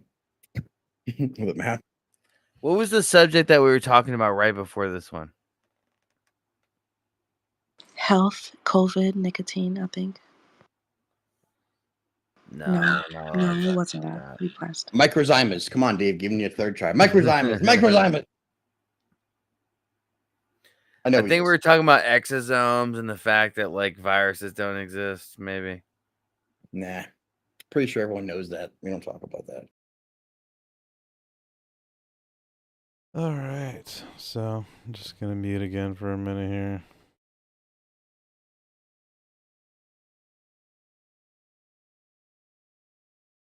I was basically a passive listener after I ranted for a good minute on history and stuff.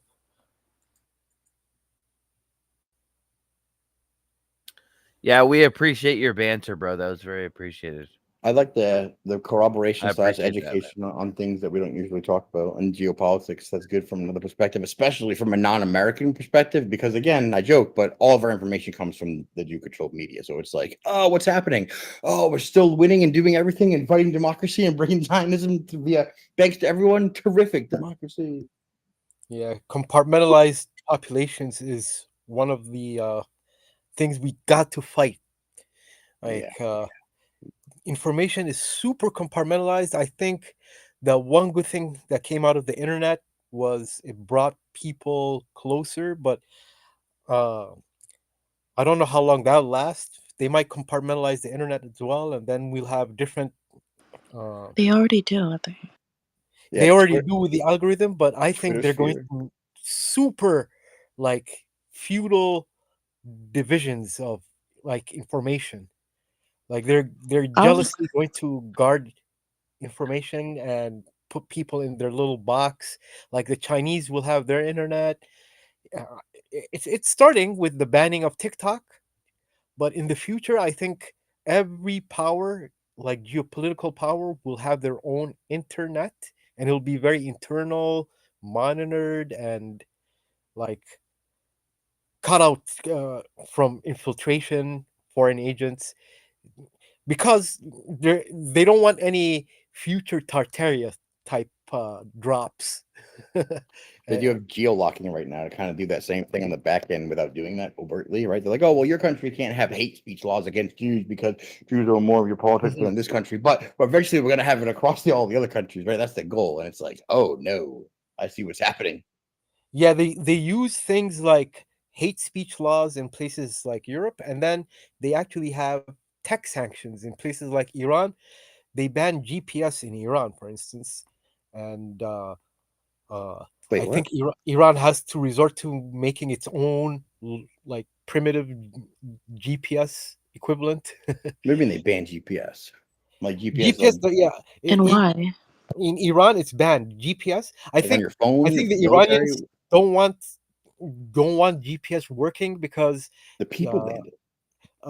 what will happen is it locates them and makes them vulnerable to drone strikes from the U.S. Fifth Fleet in Bahrain and so They're on. like, we don't want to get drone strikes, so we're You not don't want gonna. to get We don't drone want to. exactly. Wow. GPS was originally a military application, and then Yeah, they will. They will use it to drone strike you. That's for sure. 100%.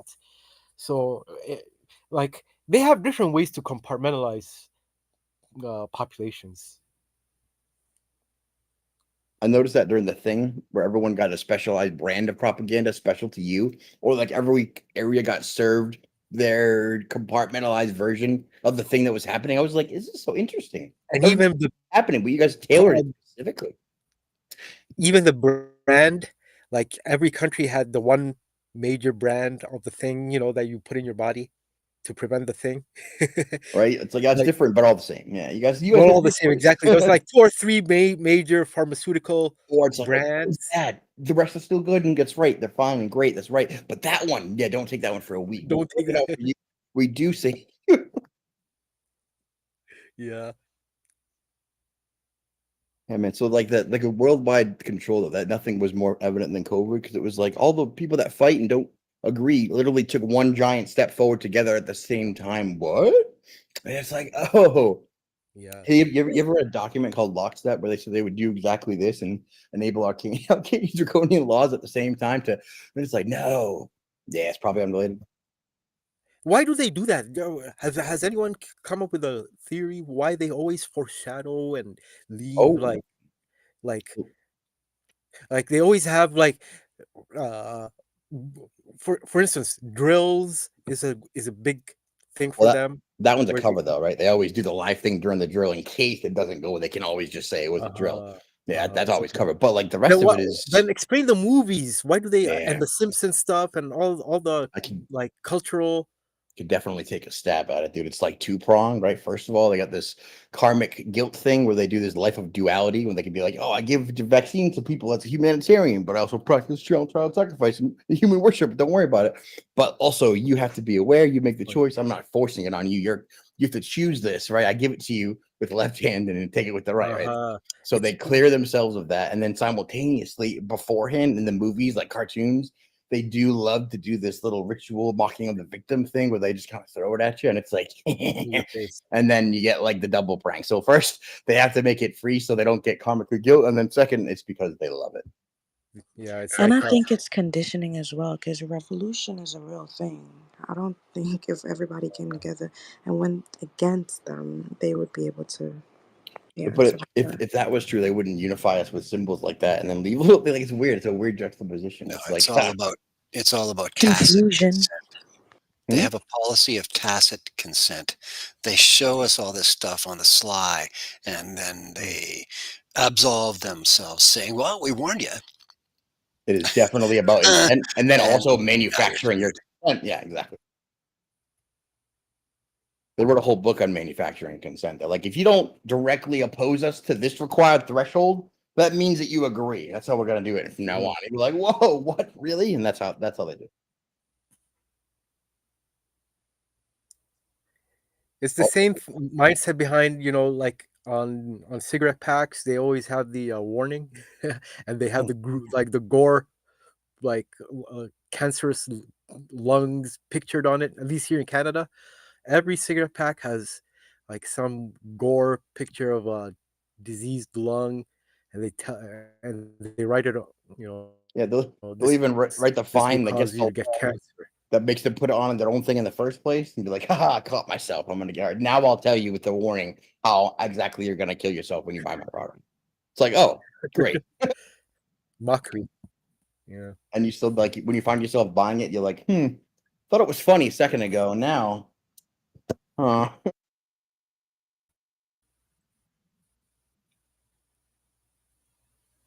Yeah, so revelation of the method is a little ritual mocking of the victim. But like, so example, 9/11. You ever watch like a cartoon in the 90s? You ever watch a reel of cartoons in the 90s for 2 hours, all specifically forecasting 9/11 in various ways? Like, oh, every cartoon I've ever loved. Oh no. Yeah, it's ridiculous the amount of foreshadowing they used back in the day. That's not foreshadowing. That's just like dancing. That's like a ritual. It's like, hey, do you like TV? Well, guess what? To watch TV to enjoy that, this is how you pay. It's so twisted. Here's our Medea of God. You get to the media. We'll just use this to control the minds of the masses 100%. directly. Don't read the patent that says verbatim that we're doing that on a local level. It's all just symbology or something. You know, another aspects of it is their control of technology, like the internet, the media. It was always trickled down to the masses from the military, right? uh you know how the internet was a Department of Defense communication method. Well, the media, for instance, war correspondence back in the day, it became a thing only after the Crimean War, and the need, you know, to have somebody embedded to report back to the newspapers, because newspapers were becoming a thing in the 19th century, like You mean daily they learned wag the publications and all dog? that. Exactly, they already had the wag the dog, like script ready, because of the way the things, was going to be set up. And another example, like the internet, media, medicine, like even nursing. The whole profession started with treating injured soldiers, and then it got trickled into civilian use. So everything that we have in our hand is because of a military innovation, a need to one up the enemy in some tech, because of a war. The reason I'm bringing this up is photography. The camera was initially like a military, like they don't want to admit this, but all these black and white photos from the 19th century, all these portraits of Civil War soldiers and all that, the people taking the photos were military personnel, right? And I remember I was in a talk once. It was an Africa themed, history themed uh, discussion, and we were talking about slavery and all that. And I remember how the photos from the 19th century uh, in the Middle East, they had the same pose when they were taking photos of a house, a Middle Eastern house. They had, whether it was Algeria or Iran or Morocco, all the photos that were coming from this period in the late 19th century, the 1880s, 1890s, I believe, the the people were posing the exact same way, and they always had a black servant in the back, and the black servant always had something in their hand, like a plate, a dish. And it was like unbelievable how the pose was exactly the same. And then when you think about it, why wasn't it unbelievable? The only people who had access to that device back then were military personnel. And the people posing, they didn't know that this was something that was a protocol that was passed on from a photographer in Morocco, some French photographer in Morocco, or another photographer in let's say Cairo, Egypt. Like, they're both using the same protocol. That's why all the photos are kind of similar looking. That's why people back in the day all like they the codes are synchronized. The hidden hand pose suddenly disappears sometime in the 40s or so on. But back in the day, like, anyone who was of any note, he had a picture, a photograph of him doing the hidden hand pose, right? Now, suddenly, maybe since 2016, again, with especially with Trump, the triangle hand gesture thing is like really big, with making yourself out to be, part of an elite mindset. Andrew Tate and all that, the whole triangle hand gesture is so funny. Like, the Montgomery Burns hand gesture. But uh, Not the finger but pyramid of evil contemplation, the other one, right? yeah, yeah, but technology. Yeah, right, my whole point is technology is monopolized by military industrial complexes, and all these dumb historians, all these dumb people in academia, they validate stuff that was synchronized by intelligence agencies, right? Oh, we are looking at the primary sources from, the war archives in Canada. Okay, buddy, but the primary sources were arranged after they were declassified by spooks, you dumbass. Right? And the technology was used by spooks first, and only after they, maximized its military use, then they give it to civilians. Photography, Yeah. GPS, internet, the highway, you name it. I feel like technology is double edged though. Like single handedly, that's the reason and the tool that I use. But I was like, I have a slight interest in what's going on. So holy fuck, I gotta make it my life's mission to spread all the nasty things you do to everyone in the I know, world man. in like 3 weeks. And it was like, without the internet, like I couldn't do any of that, nor become the giant thorn in the side that I am right now. And literally, if they took it away, I'd be powerless. So it's like they coulda, they woulda, but they won't. I think they won't ever do that. Yeah, what you're using to communicate right now was initially an advantage by one army over another, and they were using it to communicate messages. But That's how yeah, but that's how now most innovation is if we're trickled like down. literally banging them with it over and over again, wouldn't they turn it off? Like, wouldn't they just back out? Wouldn't they do something now to stop us if they could? Yeah, good point. And I think they're doing everything they can. They're trying hard. That's why they have hate speech. That's why they're doing the ADL stuff. That's why it's like, well, no, the internet's free, except when you say something that somebody else said on the internet when I own YouTube. But copyright, okay, well, I can't have that. yeah, It's like, okay, well, not really fair, but I get it, right? That's how they're controlling it. So without that, I mean, they can't just bring you down, right? If you have your own site, like I had a link tree for a long time, and I learned the lesson of relying on public systems. And it's like, oh, that's for private, except when there's money, and they just like turn it off, and it's like, poof, gone. Oh, okay, cool. And it must have been a fluke. Let me try again, and it's like, oh, 10K, got up, poof, gone. Oh, okay. Maybe put all the eggs in one basket, throw the basket in the river. Got it. Okay. I think I need to make my own basket. We need to have your own private hosting stuff so you don't have that like Substack, right? That's how you do the internet. Without that, like Amazon, right? Very big danger. They own infrastructure servers. They take out like, part of their whole companies they don't like, right? They exercise that early on. And that's kind of the deal. They own like the place in which the internet runs. Like you want to run it through nodes, Amazon owns the nodes, right? It's like, okay, well, I could buy 7 nodes to myself and have like my own little corner. It kind of gets to, whatever Amazon doesn't own is free, and then you can have your own private version of that. Just be wary of the leaning on the infrastructure built by the people who can't wait to rip it up from underneath. They once, I'm sure they've all thought of, hey, no way will we have the guy who's going to replace us use our infrastructure to do that. It's like, oh yeah, I will though, and I'll pay you to push it. How's that? I'll pay you to push it. You won't even know. That's how Twitter works. So yeah, they don't pay us. We pay them, and they like push our own propaganda back to them. That's what the blue check mark is. Is anyone wondering? Oh, okay. Yeah, I'm a complete rube when it comes to how Twitter works, the search engine optimization, all of that. Oh, I'm completely clueless. Well, just like everywhere else, you won't get banned, you won't get pushed or thing. You'll be shadow banned. You'll be lied to about the numbers. You'll be actively algorithmically suppressed, shoved down, unless you get otherwise directly amplified by some of our nice chums here. Then you'll die in a wallow of your 20 people Twitter sphere by yourself alone and cold. Yeah, that's been my experience so far. Luckily, we're fighting it, but man, it is like obvious a struggle. It's like, oh, so there's 10 billion people in one person watch this video. Huh? That's interesting. One, huh? All right.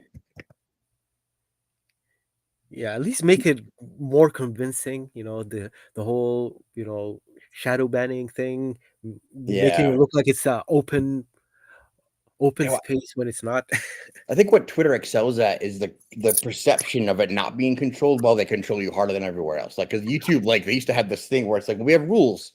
And then it's like, all right, well, we don't even mildly pretend to follow the fucking rules anymore. We just, if we break them, we'll just write one later that says we didn't, right? And it's like, Yeah, they oh, so okay. arbitrary, man. You're All right. right. So now it's like you don't even pretend to follow rules. They just do what they want. You know that it's coming. So like when you're violating YouTube, you're like, I know whatever I'm saying is illegal by your terms because you hate me, right? You hate everything I stand for, everything I do. The rule is if you tell the truth, you don't make money. If you spread truth, you don't get the grace and the blessing of the mainstream propaganda. The usual social media flows and webs are not open to you unless you otherwise get manually forced by some of our brethren here who will literally take your post and shove it in their face. Like, here, 17,000 followers, eat this. And it's like, oh, that did it. That got through a little bit. Mm-hmm.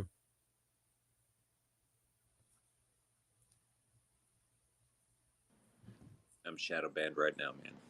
The perception is people think that you're not as banned. And it's over here. It's like, oh, it's free over here. And it's like, no, they just trick people harder, I think. It's still just as banned, really. Yeah, and all the while, they're transcribing all the stuff you're spewing, and well, and basically, wait, did I just hear my name? I heard a sniff, though. Definitely a sniff. Wait, why'd you say my name? I don't. Did we though? I didn't say your name, by the way. Well, I don't think so. Yeah, I don't think anyone did, Toby. Oh, my bad. I was thinking you, dude. I was like, so I don't like Twitter Spaces has this Twitter Space. It's recording it for us. It's like, oh, do you want to record it? And it's like, oh, you mean you're already recording it, and you're gonna give me the luxury of also being able to get a copy. That's nice. Thanks. Well, then are they gonna run that through the algorithm database to get every absolutely. Why else would they be recording it, right? It's like, oh, we're gonna do you a favor by recording everything you say and giving it to us. Mm-hmm. No, would you like a copy? But anyway, like I haven't done anything with that. They're just getting ready to be able to do that, right? I haven't seen them enforce or make new rules at all. Twitter, right? It used to be you can't write things, but you could meme. If it was an image, they couldn't detect it. And now with Twitter Spaces and vocab and transcripts, I'm not sure what they're doing. But I expect it to be reined in shortly, to be honest. Yeah, the wild West days will come to an end soon. And having seen progress, like like when you make progress, you're like, oh, where's the hammer? Where's the shoe? What's coming? I feel like what happens next is I know that feeling. Yeah. it's like every other time. Okay, there it is. Right. What was it? 2018 or so that they did that with YouTube. Then they did the whole mass bannings of people, and Oh yeah. I think Alex Jones was 2018. They booted him out of YouTube, and He was the Owen trendsetter Benjamin. before. Right? He was the one to build the infrastructure. Like, look, guys, you can do it. Everyone will Yeah. be banned. Nope. And then they did ban everyone. The Q people in the truth movement all got robbed at once, right? Oh, justified conspiracy because January 8th, the thing that we set up and led everyone to was totally criminal against this law we already had written to just do exactly this. I'll go figure. And it's like, okay, cool. But then it's like, okay, after that, then it was truth people, general narrator, what is it? Fucking what the hell is it? Narration. Narrative? That's not it. Narrative. There it is. That's the word. Yeah. Narrative questioners altogether. Anyone not going along with what the propaganda is. Like it's not just Q people. It's people who just are dissidents generally going against it. Gotcha. That's what it is. When I got my first medical misinformation strike, I figured, yep. I took about 80 more before I made the similar yep. My first responses were not. They were like, oh yeah. It was so like I wasn't even talking about COVID or anything. It was just such a random, like side tangential reference, and then I got a strike for it, and then I said, "All right, fine. These guys really are like good thing. Good thing this isn't my fight." But instantly became my fight. Thanks. That's your guys' job, right? You instigated it to the point where I'm like, nope. Now this is my life. I'm gonna fight a war out of spite with you now. Okay. Yeah, that's counter effective. If if they weren't so trigger happy with the censorship, they wouldn't have built up that kind of sentiment. Yeah. Which is expected. People will always push back to I think the natural dignified move is to push back. Well, yeah, but so there's this interesting balance that's probably following some wave fluid dynamics law that it's like for every ounce that you try to squeeze, the amount of exacerbation and displacement that you then unearth comes back at you and is inevitably bigger than the thing you tried to cover up in the first place. So based on the first movement, you're fucked. It's like, bigger movement, bigger wave, contain the wave, contain the wave. Oh, it's a fucking wave pool, right? That's how it ultimately goes. Totally agree. But Dave thinks that every move in those waves was pre-planned and that they have 17 mistakes that they already pre-made. That's going to get ready for. I'm sorry, I'm just messing with you now. The point is, they're really good, I think, at adapting. And like when stuff doesn't go exactly their way, they're really good at pretending that it was that way all the time, or otherwise historically subverting it so that it does. And all else fails, just writing the history to say that it did in the first place. Like without those three, they do everything correctly. There's never a problem. Yeah, and their ability to just come up with so much like bullshit data, like the whole saying, the devil's in the detail. Then they just find 700 AI published papers. I'm like, I can see now how big that's been. Now that I've read a bunch of them, I'm like, I can tell immediately. Yeah, that a lot of the academia has been AI bullshit. Yeah, crap. 100%. And when they have like show trials, if you go sit through their show trials and you listen to like you could get lost in the whole details of this, and I see a lot of people who do get lost. I remember when Johnny Depp and that woman was going back and forth, and I had a friend who was actually following like the day by day court, like the trivial court stuff happening day by day. I was like, man, don't you know this is all bullshit, and you're just like it is a thing, the devil in the details. It's like, doesn't it smell the same as the other bullshit? Isn't it similar? Don't you remember the smell? Bullshit? Ain't nobody got time for that. Like, no, this is different bullshit. Like, it was kind of like what happened. It was like, all right, we win COVID, we're winning. And it's like Ukraine war. And it's like, oh, man, they're attacking Ukraine. You're like, dude, were you just on this side? What are you doing back over there fighting me? Oh, no. Different kinds of bullshit smell. You know what I mean? The people just get lost again. 100%. Yo. Well, we got a couple hands up that Oh, have been up for a minute, so we're gonna let me rotate mute for a my. minute. Yeah. Yeah, you're good, bro. I don't think I can see that anymore. You're good. Yeah, I don't see a single hand. Go Elon. Yeah, yeah, it's I messed up. see Mila and Liliana. Yeah, Mila's a cool looking person, and Liliana's always cool. yeah, Liliana, if you want to take over, and then Flatless, you're Yeah, next. what up? Hey, how's it going? Can you guys hear me? Yep. Yep. Yeah. Hey, well, I was gonna go all the way back to that Great Wall of China because I was reading somewhere and it resonated with me that it wasn't actually a defensive wall. It was more of like a safe travel route. So it had like little, hotels where people could sleep at night, and they had food available. So it was really more for traveling, maybe for tradespeople or just travelers or whatever, but it was for traveling.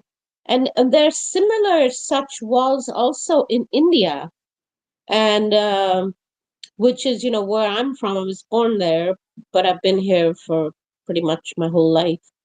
Um, yeah, I left India when I was still a child, so um, yeah, anyway, so I was gonna say that, and I think I may have also seen pictures of like similar kind of structures. I don't know if they were long walls, but similar kind of architecturally similar structures.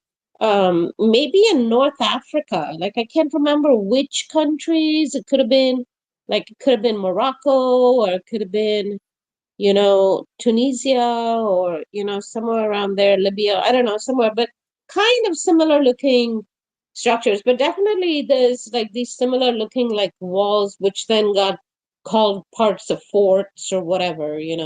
So I don't know. To me that resonated that it may have been like a traveling route. Does anyone know? Because I saw a movie recently of Matt Damon where they called the Great Wall, where they fought demons there from an army. And in that movie, which taught me nothing, I learned more about the Great Wall than I ever knew. And I was like, wait a second. I don't know anything about this thing except that it's facing backwards. Does anyone know what's up? Just to add to what Liliana was mentioning, like the standard narrative is the Great Wall was to protect Imperial China from Mongol and Manchurian invasions. But when you look at the size of the Chinese realm, the Han Chinese, and then you look at the Mongols, like the Mongols were tiny. I'm sorry, but there is absolutely no way the Mongols are continuously invading and wreaking havoc and like Based on Genghis. Maybe Genghis Khan was a real character, a once in a lifetime situation, but I just can't figure or see China investing in a wall to protect itself from a much more primitive, much smaller population of horseback riding nomads. No. So Liliana's theory that it was more like What was it? What was it for? like a hotel, like pit stops on A a journey. continuous 20-foot pit stop wall. Yeah, I think that makes a lot more sense. For more continuous than the US, really. that thing. You know It could be a travel route, like an travel route. entire route, right? Something safe, and you Across the could. whole United States. That's how I long. mean, if you had merchandise to take from this place to that place, because I think, does it run east to west mostly?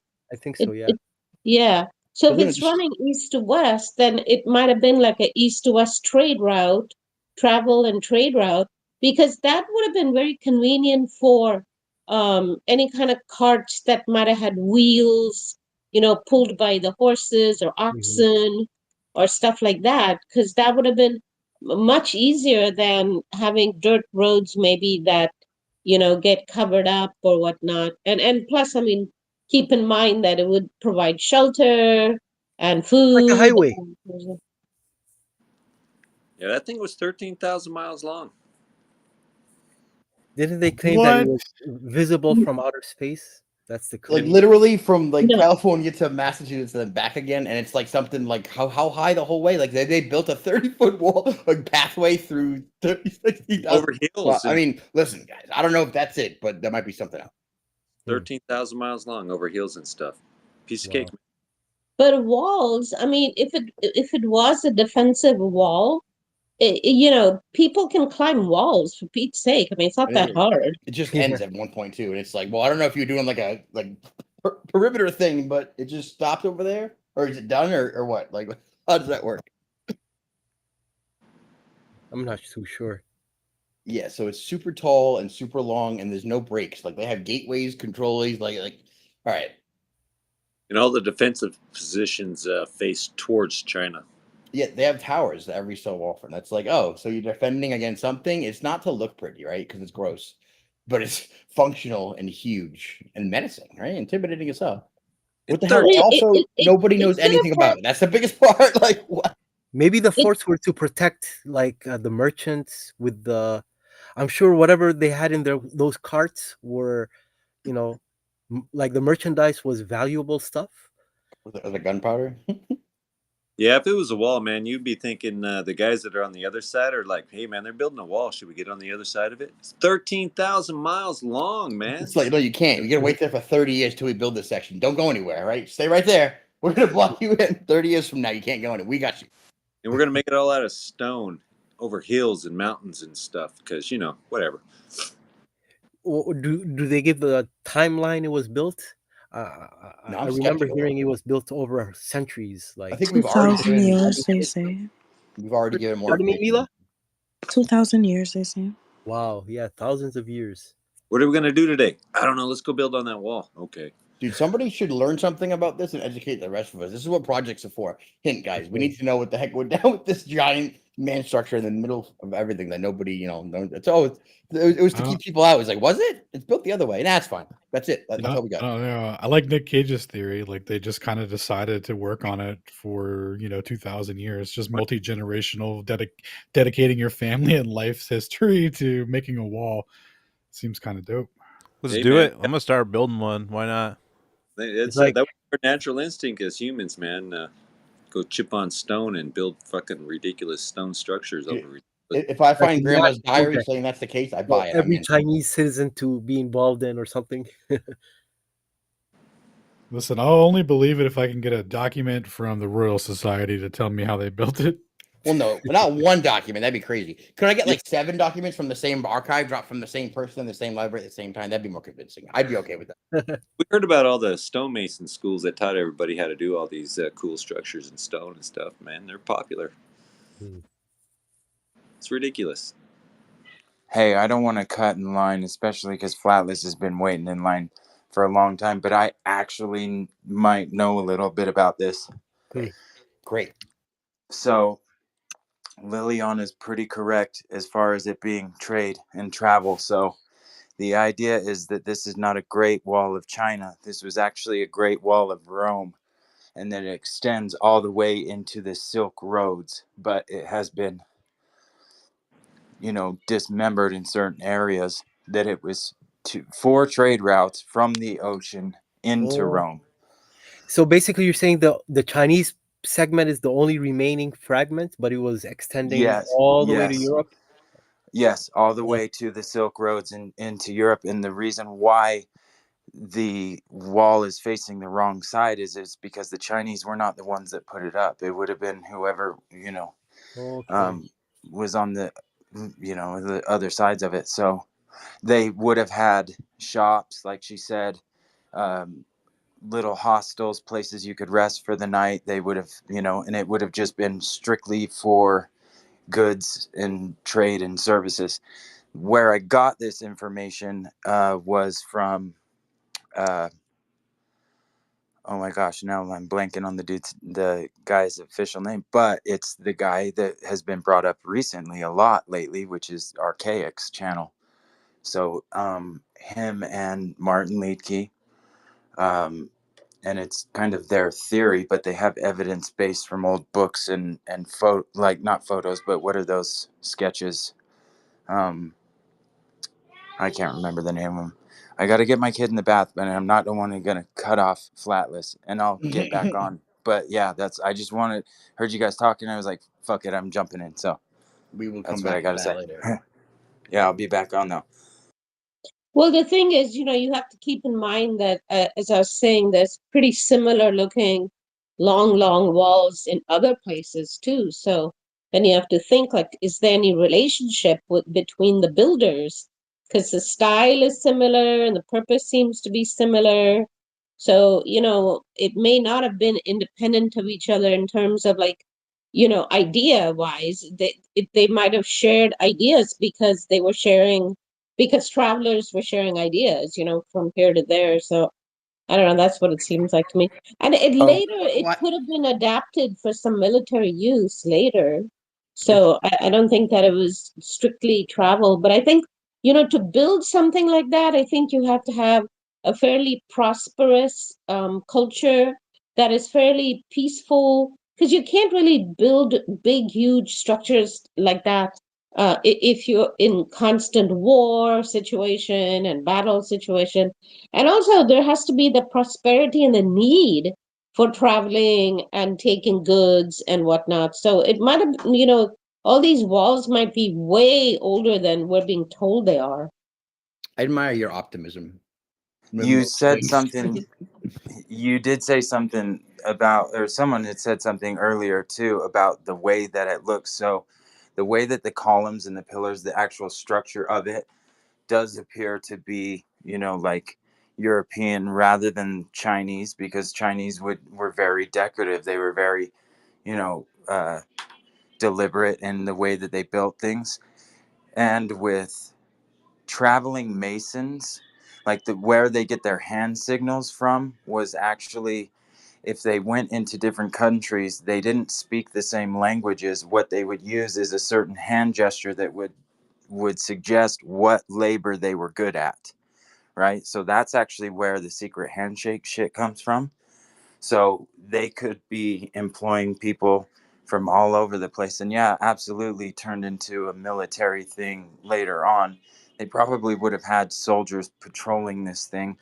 And, you make a good point about it being, it would have to come from a civilization that was, well off and doing well. So maybe it's Persia, maybe it's something like that. But there's definite real evidence that it would have extended into, Rome and Europe and the Silk Roads, and possibly even branched off into India. Who knows? I don't know all of those details, but it seems to me like that it makes a lot of sense as to it being a trade route from the ocean to, the inner parts of Well, Asia and Europe. So it's across the most hazardous, jagged part of the country. It's extending 26 feet all the way up. It's built of stone. It has guard towers. Literally, I mean, I love it, but like, so people built a road that's on the most hazardous thing out of the most inconvenient things with walls and a giant spike at a height through the land, all the way to get to a spot where they can go through any of the other roads. But I mean, well, I don't know, maybe not. Like, because if you have to get through that area, wouldn't you want a nice road to be able to get through it? why would you I don't walk know. through the most hazardous, jagged, like worst Well, area ever? that's so you don't Maybe. have to walk through that. I don't know. I mean, maybe there Maybe. are better routes to take. I haven't, Yeah, like you know. all of the valleys through that area would be Like the if you, better I feel like routes. if you That's look where they left built or all right, the all that's where of they them did just all the commerce. That's where everything happened, was down in the valleys, in the Well, rivers. You no, know it what I would mean? have been for That's the for life. travel, but yeah, but you also wouldn't be fighting wars in those areas either, though. I So. still don't think those things were anything to do with kind of trying to keep somebody out, because they're only a couple of meters high. People could have just brought their ladders and blasted right over it anywhere they wanted. I think it had far more to do with communication and trade. Agreed. Yeah, 100%. Also, Yo, we don't know how much of it might be buried, or, could there have been like a more wide complex underneath, and that somehow, just like we see so much mud covered stuff, could, shitstorm. maybe some of it is buried. Who knows? I don't know. I mean, I feel like if any of those commonplace things were the thing, we'd have like lore and history and documents saying that was because we have nothing and nobody knows anything. We're making all this up right now based on almost nothing. I'm still intrigued. I'm like, Silk Road, you could say, huh? That maybe has other connotations. Yeah, so I think one thing that's interesting too, an interesting thought is if some of the stuff was maybe it was there before maybe it was there and then somebody else claimed it, right? Like almost like how they say we did with our buildings here. And like one example I can think of this is I saw this guy. I mean, of course, on Joe Rogan, but one of those guys. He was showing this lion, this statue of a lion that was at that was in Egypt. And dude, it's so crazy. It looks like it's like 3D art, right? Like you're looking into the stone and like the pigmentation of the stone is what's like giving like basically the sculpting of it, right? Like which is just totally insane. And then he's like, yeah, and then look. And then it almost looks like, and then you see these Egyptian hieroglyphs. It looks like graffiti. You know what I mean? Like here's this beautiful statue where like literally the pigmentation of the stone is what, gives it its, detail. And then, it looks like somebody just, basically walked up and tagged on it with a Sharpie, like, Smokey the Bear was here or whatever. And I just wonder, I don't know, the subject's really fascinating and deep. Back to that 3 generation thing, it's like, boy, because we can't know what happened like 150 years ago, it really helps when we speculate wildly on what happened about 2,000 years ago. It's like, man, that 3 generation thing is crippling because I know that's true. And it's like, so what about American Revolution? Bro, come on. Like, look, dude, so my whole stream is now this thing. I have it playing on my background. I'm just gonna watch it now, inflicting it upon everyone. I think it's fine, but it's just a tour of just infinite people walking. Just that thing. Like, what's that giant wall over there? I don't know. You want to go walk it with the family for about 30 miles? Sure, yeah, would love to. That's what everybody does with it now. Oh, it has it's got a whole underground passage thing, dude. I wonder if it's like a tram. So, that would make sense. I mean, because it's built into the jagged stuff because it's built into the mountainside. Yeah, there you go. Anyway, how come there's no repository of knowledge in a museum based on the erection and the history and the great rich history of the Great Wall of China? It's like, well, they built it. Didn't you hear? They burned. No, they had all that nice Air Force and Yeah. just like poofed. I You got didn't it, hear about that fire, dog? dude. It happens a lot. Those That fires. history erasing fire. Yeah, dude. It's unfortunate. It's unfortunate. Right? Because then if it was a normal thing, they would just burn all the history and be like, oh, well, you didn't get to learn how commonplace and boring it was to have that erected in the middle of your world. But you'll never know. It's fine. Yeah. Well, you know what they say about history. Yeah, we're going to start winning some wars so we can write some history, man. Yo, Flatless. What's up, brother? These people wearing masks are kind of tricking me out, actually. Yo, what's up, Alan? I actually had a couple questions regarding the quantum electrodynamics presentation from Tuesday, if you're down. Am I ever, or whatever they say? Yes. Can't wait. Right on. Okay, so I'm a little fuzzy on how the Feynman diagrams fit into the picture. Like, I get that he basically said, I'm the only one that can solve them, and it doesn't matter that I can't explain to you how. It only matters that it works. But so, like, why are there so many of them, and like, what's the whole need for them, like, extrapolating all these infinities? I kind of didn't quite grasp that part. Got you. So the measurements they make are very precise and they have like a fixed predicted amount for quantum field theory.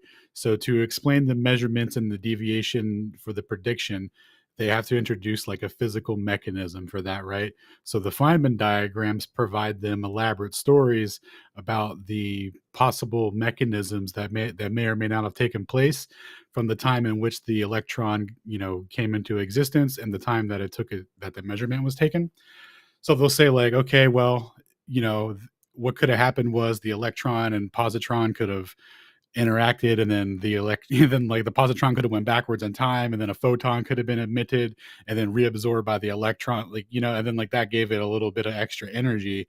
So when you took that measurement, instead of being 0.00032, it was 0.321 or whatever, or it just goes up a little more or whatever, or lower. And that's how their predictions work. So they have these different stories they can tell about it, and then when you get into more precise measurements, they use more diagrams to explain things. So it's just like more possibilities to get to the answer that they need to get to, because the math is just matching what they're measuring, and the diagrams are just like a fun story for everyone that's supposed to represent an actual dynamic explanation to the subatomic level. Okay, got it. Yeah, that helps it make a lot more sense. And then is that how the Heisenberg uncertainty principle fits into it? How they're like, oh well, we don't know this, but if we do know this, then we can make a little bit better of a measurement. So that came in beforehand, and that was proposed by Heisenberg. He was trying to measure the electron with a gamma ray, and he couldn't do it. So he just said, "Oh, well, what's happening is when I try to measure it, the photons bumping the electron out of the way, and it's changing its momentum. So when we can actually never know." Well, even though the more mathematically precise we can know its momentum, when we go to measure it, we're just going to knock it out of the way and actually never know anything about it. So, that's part of where that comes from. They used it a lot, actually, turns out. Yeah, and that was part of the philosophy of bolstering the idea from Max Born that if you square Schrodinger's solved wave equation, you could say that the electron, like the particles of the electron that interact with this quantized field, exist within like a cloud of probability. That's a summation of squaring that solved wave equation. Okay. Yeah, and then that's so the squared wave equation, he's basically just saying like, hey guys, if we square all this math, then now it works out for is it the electron? No, not that it even works out. Just it's a fun thing that they can do to be like, hey, like it's literally just a philosophy, like as presented by Max Born, and then it's just built upon. That's just built upon, right? Okay, but so the whole reason, but everyone was like real excited, right? Like they were real pumped that he had the idea that you could square it, and then that like helped them somehow, right? Yeah, it gave meaningfulness to discontinued quantized parts of energy rather than being part of like a cohesive field. So like it gets into the philosophy where they're like, abandoning the ether as a fluid medium, which all motion would be relative to because it didn't work out for the Copernican lads. So now they got to reinterpret things as a quantized field that's getting interacted with uncharged particles of a certain mass that have a certain intrinsic rotation to provide the energy and magnetic energy that they measure. So to give like physical meaningness to that story about these particles and that interaction, and it's like, where are they? Where do they exist? Like it's just part of that lore, so that they could have something that they could mathematically work out but never have to physically produce. Because like if to quote Heisenberger, when you go to measure it, you knock it out of the way. Oops. Dude, what if like I quantified some ether and then I told you what I quantified, but then I didn't tell anyone I told you, and then you secretly quantified the same amount of ether, and then we quantified the ether together? Wouldn't that prove the ether? Why don't we just do that? Actually, Yeah, I think the Shane particle, once they find it, that's when ether's going to go mainstream.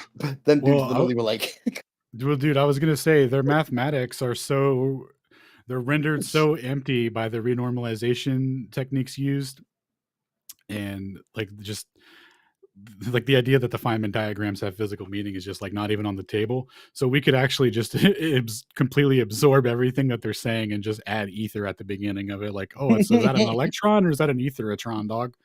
Well, and you'd think it'd be obvious when correct my numbers, but they started at like what 5 Feynman diagrams, and now there's like 12,000. Like that should be kind of the tell that maybe this isn't reality. Yeah, I mean that's why all the heads of it all tapped out well in well before Yeah, like Dirac, they had that to. was him, right? Who was like he quit QED, and then they tried to get him to come back. He was Dude, it like, was wait, like but mathematically it's dog shit. Yeah, I'm out, boys. I don't have time it for was nope. he had a Godfather moment, dude. He tried to Love leave it. and they pulled him back in. Yeah, dude, imagine being like, oh, I was corrupting the whole thing that was then And single-handedly used to and you retard know people. what? And you Oh know what? no. And you know what pulled him back in too? It was the Compton effect or Compton scattering.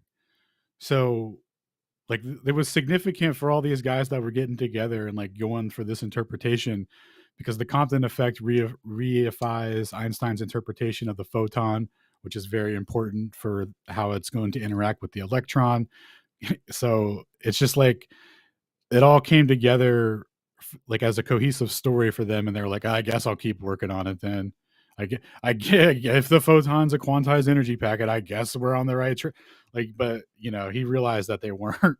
So, but yeah, it all came from that stuff. And like dude was saying in the paper, at the at that time, those experiments weren't reproducible by other people, right? So everything after the fact has been calibrated to what your boy measured, right?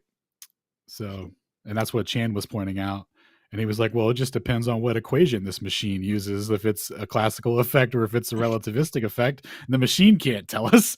It's just calculating. So, Math and math and math. Doesn't matter what I apply it to. Just look how beautiful and gorgeous and self-serving it is. You like it? Yes. What are you using it for? Don't matter. Don't worry about it. I'll figure it out. Dude, it's so crazy.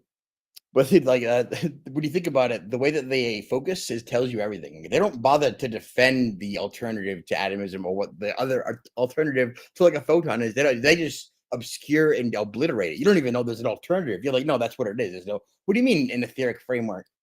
What do you mean it could be an event of an interceding electric and magnetic field that oscillates and that only provides translucence, and then you quantify the rate of induction as a light speed? Wait, what does that mean?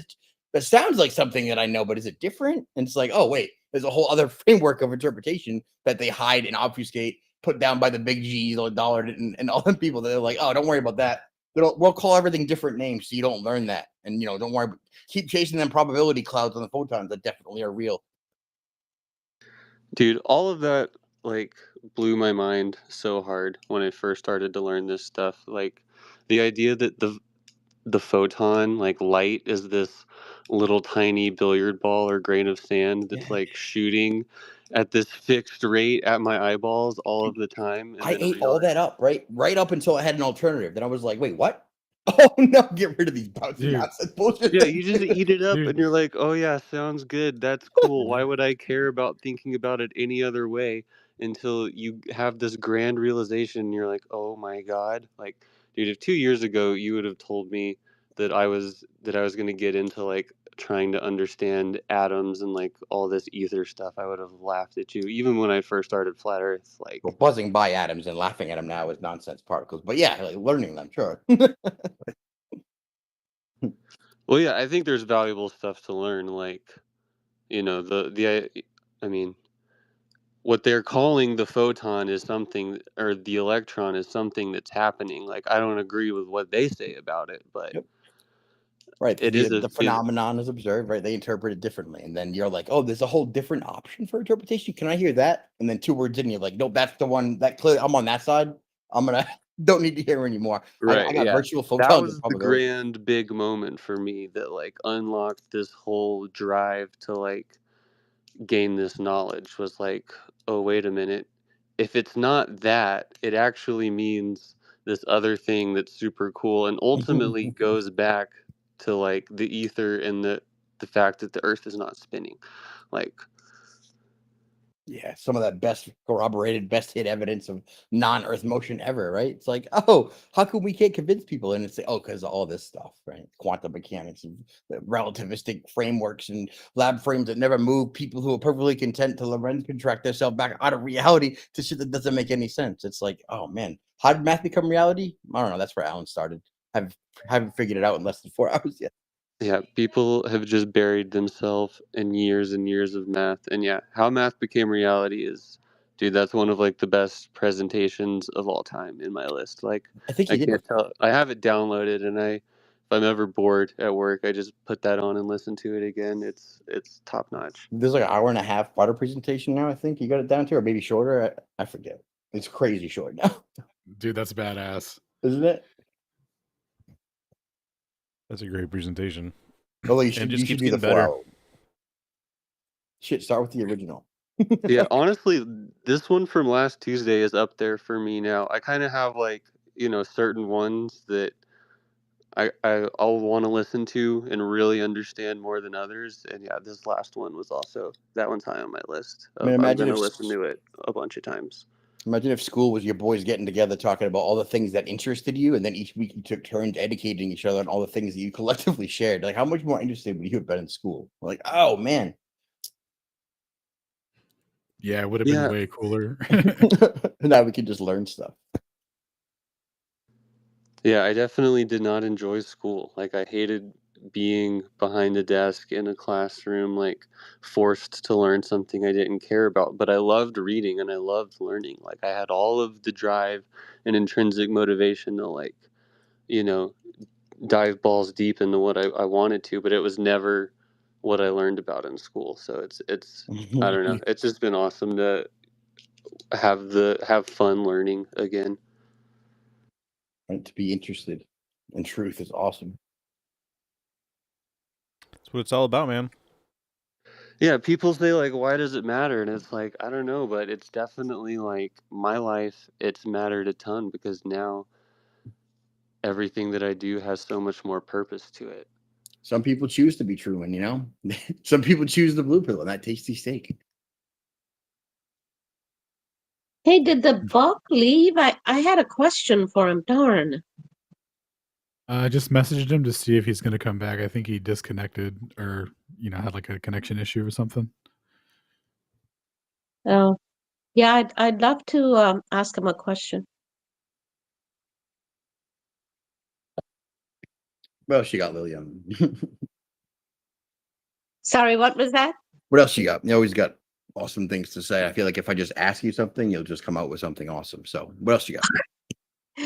Come on, you always criticize everything I say, which is fine. I love being criticized because I learn a lot from it. So Do I? I'm trying to just annihilate my ego anyway. I don't want my ego invested in anything. I want to be open, Oh, I'd love to disagree with my friends, in case you didn't know. I think if we agree all the time, I'm bored, right? So actively, I'll try to disagree. It was odd when I met Witsit because I agreed with so much about him that I had to actively like figure out something to disagree, or I felt weird. It was a long time.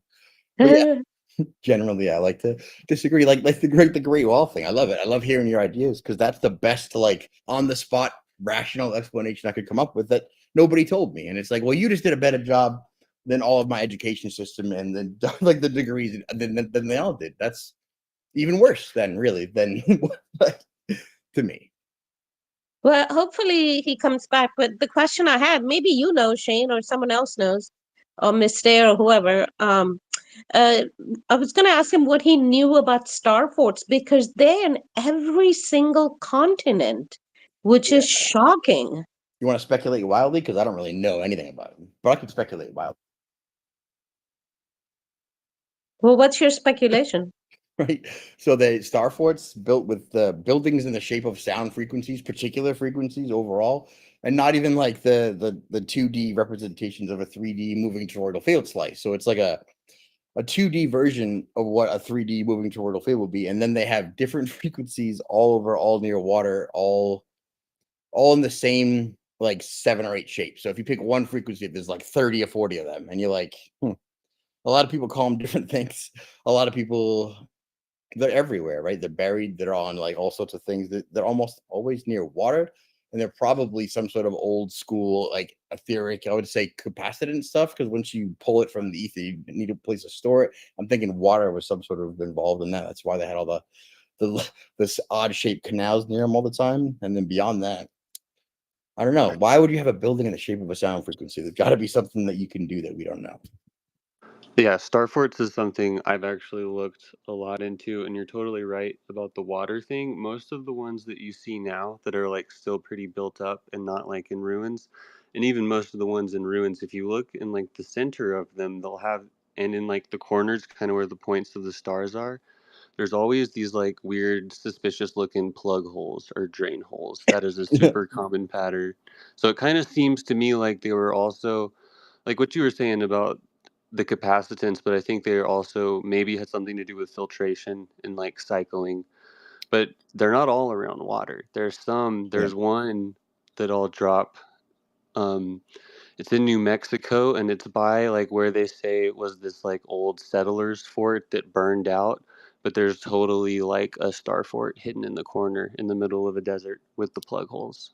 Yeah, mind you, there's still like flat earthers who tell me all the time that none of that's real and they all just were built for like defense and they happen to be in that structure because of like barricades and walls. And there's no actual proof that I can offer him that will convince him otherwise. It's just that like, oh, you're always gonna look at the same thing I'm seeing and you're gonna think that, and there's nothing I can do about it. And I realized that. He's like, oh, look at the Yeah, image. Like we look the at so idea that many. they were for defense is retarded because Dude, it like they're is, at but it's all of these hard to angles where disprove. they're like facing each other. Like it doesn't like yeah, you get a lot of angles, but like logistically, logically, it makes no sense why you would build it like that if you were just a military fort. I mean, you think that I went through like 10 of them and then I just gave up. I'm like, you will always find a way where that barricade is actually a cannon embankment that you think makes sense in this wall with the higher. Like, honestly, I did that and I'm like, oh, you just see the same thing differently than me, right? Like, because I look at all these and I see what I said, like, they're all in the same structure. And then quickly I'm like, what is that? A frequency? Is that a sound frequency? And all the buildings, huh? That's weird, right? And Well, then like, okay, you're right. And if you go into Google Earth and you do like the 360 photospheres that people post on them, you can find tons of cool stuff that way. That was well, how I dove super deep into it. But they put these like fake hokey looking cannons. Like basically they like cut out little sections of the wall yeah. and then wheel some fake ass cannons up there. And they're like, look. Dude, there's a Google Drive files that people will just drop with like 400 of them. So you just have like 400 star for what's plotted out on your favorite geodesic radicule projection device, and then you kind of scroll through, and you're like, oh, there's one, and you just kind of look at them, and you're like, oh, there's one. And you just like take a spin, and you're like, oh, they're everywhere, and let me just, oh, there's one, there's water, and then you just kind of got the scale of them, and you're like, they were literally the only structure that anyone built everywhere. Like no one knows anything about them again. Put that right next to the wall, right? Great. Yeah, I Yeah, think it's that almost they're also there in Australia, as far as I know. I think that one of the multiple uses, I have a feeling that, they were probably used for multiple purposes. And definitely, I think frequency was like at the center of everything, in terms of like what they were doing. Everything that they were doing was based on how they were able to generate frequency and do. But I think one of the things that the reason they were most of the time, like 90% of the time, around bodies of water is that all bodies of water have gold in it. And so I think they had, through this frequency or whatever, like, I think they were able to actually like harvest gold out of the water because a lot of these older cultures, or like even if you read history and stuff, there seems to be a lot more gold than they really could have mined, alone. So I think they were harvesting gold. I've heard stories like that. Yo, shout out to Flatless, my other Utah boy up in the house. I've heard, again, speculation that it would have been for structured water to structure the water using the frequencies, and then from there, the water would be dispersed through out into the cathedrals where there would be they would again use frequencies using the bells and the organs.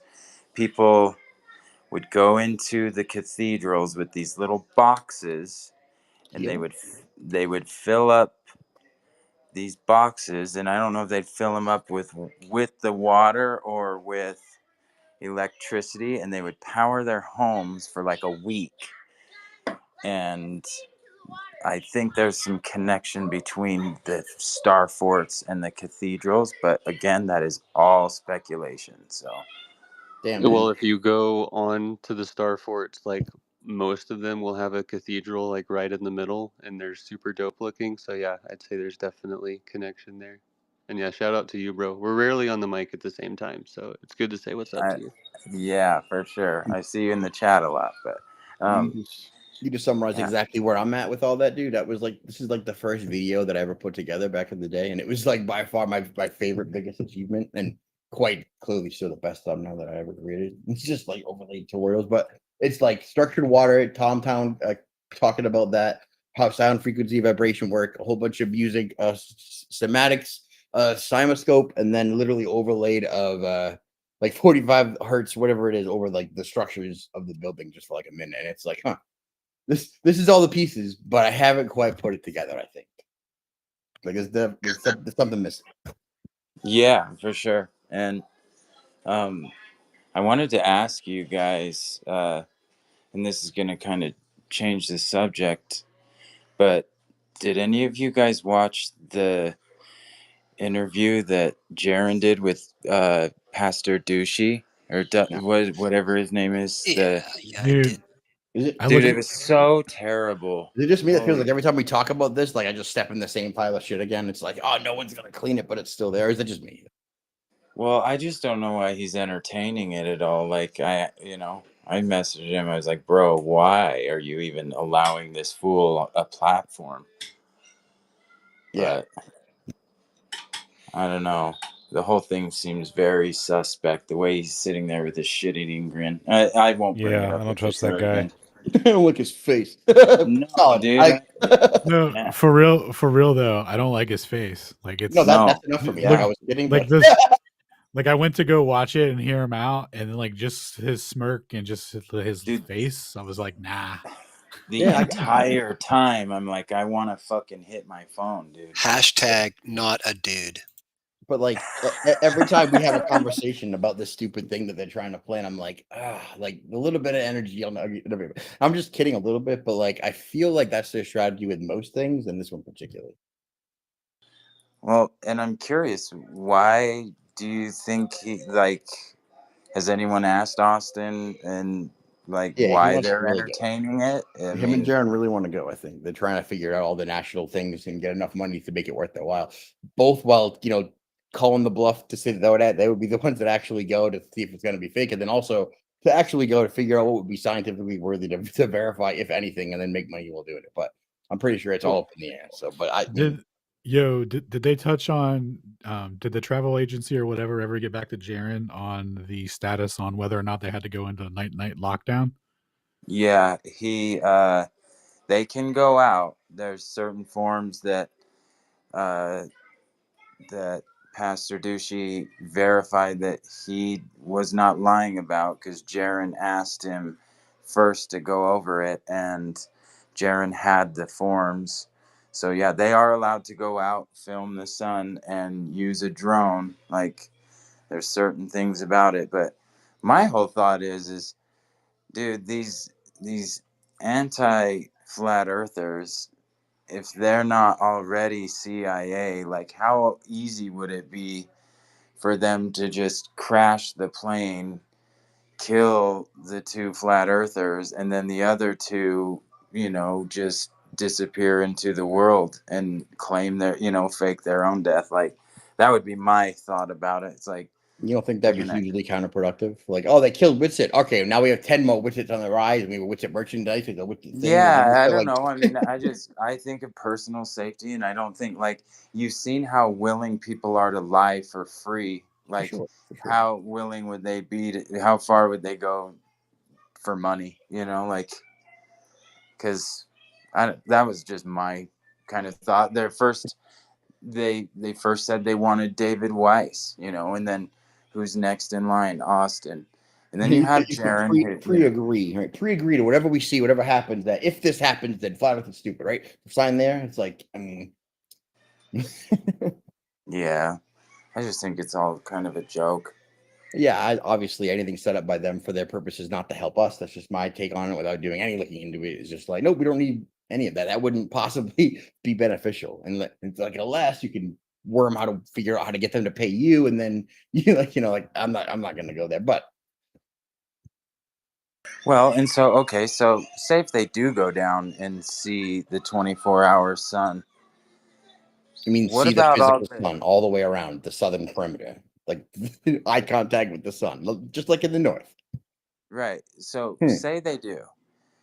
How do you then explain the fact that there is no, like, we still, NASA is still lying.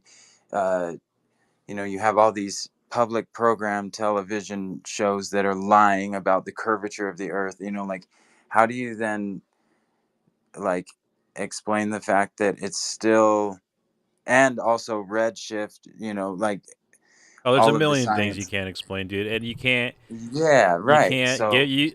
I don't agree with Austin or Jaron when they talk like it would like would it be it would prove intriguing? Would it be intriguing? Absolutely, but I would be much more quickly to adapt like some of the I don't know like some kind of my own Pac-Man Earth theory, not like a literal portal or Right. anything, but some kind of like a wheel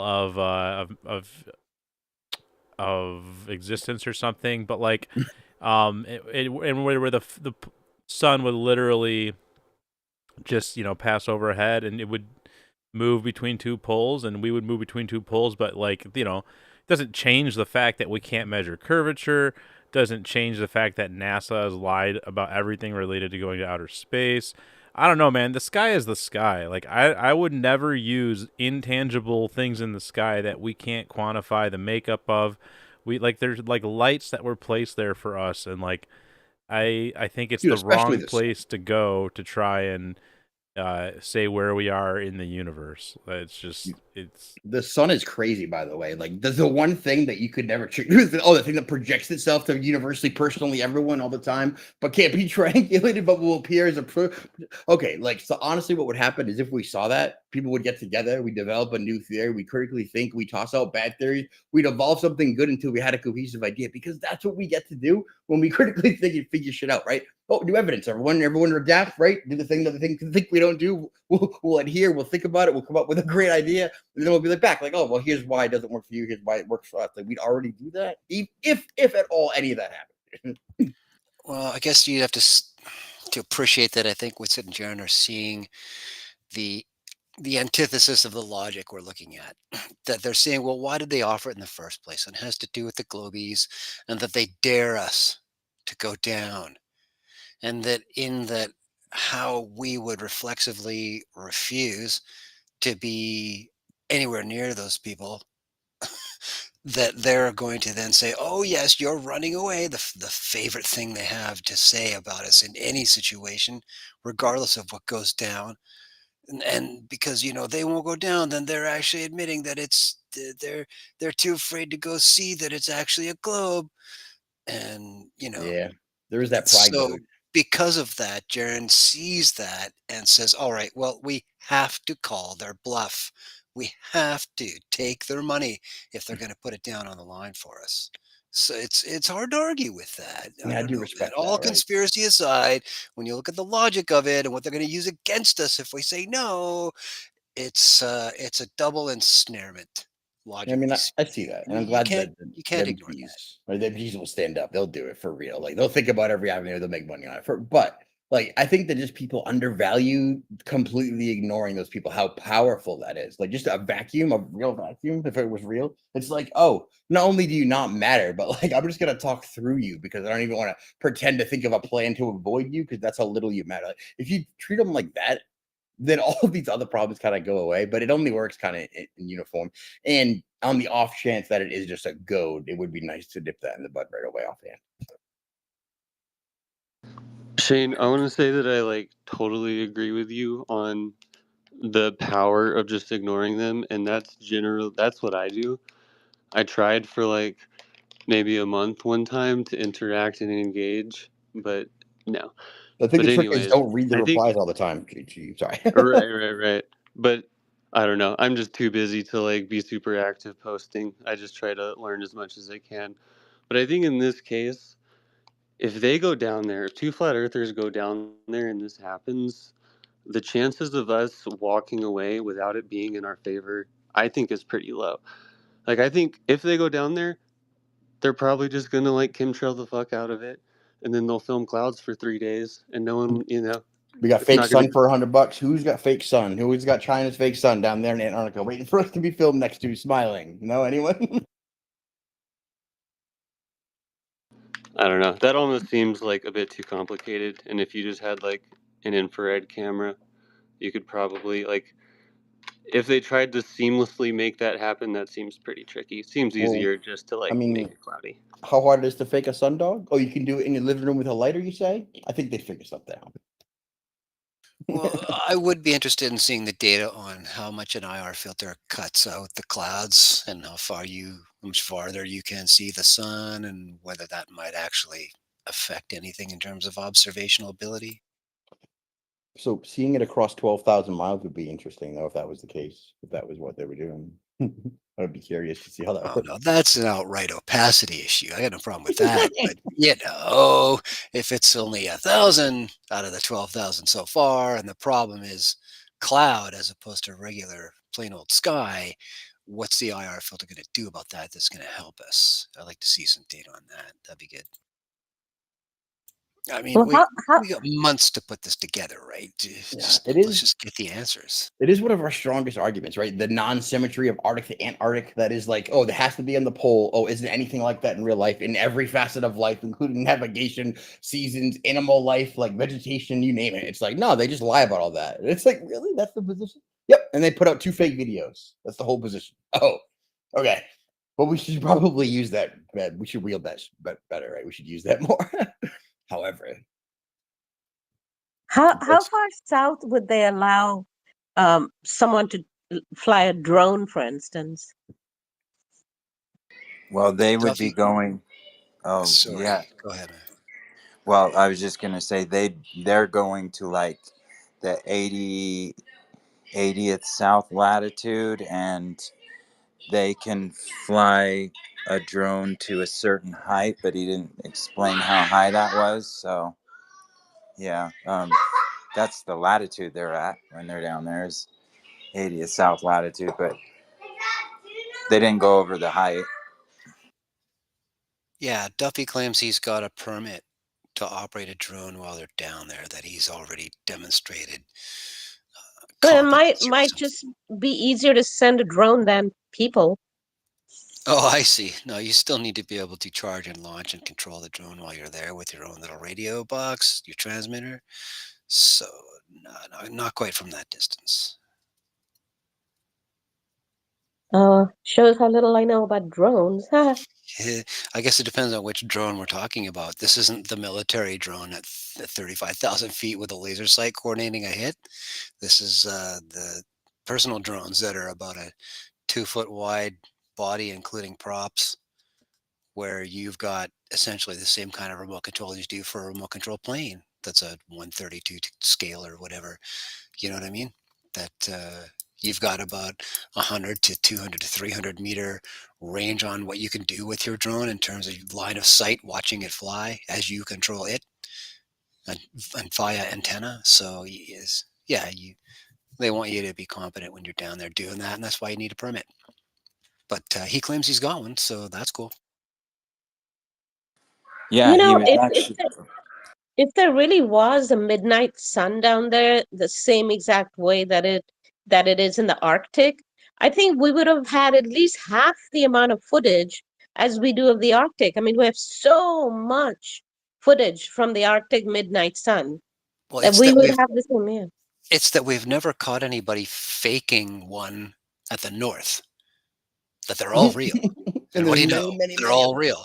But why do we have people faking them down south if it's supposed to be the same as the north? Why That would they is need the to fake them? question. Yeah. It's a lot Right? like that And eclipse that's thing. what Jaron is resting on here. And that's why he wants to call their bluff.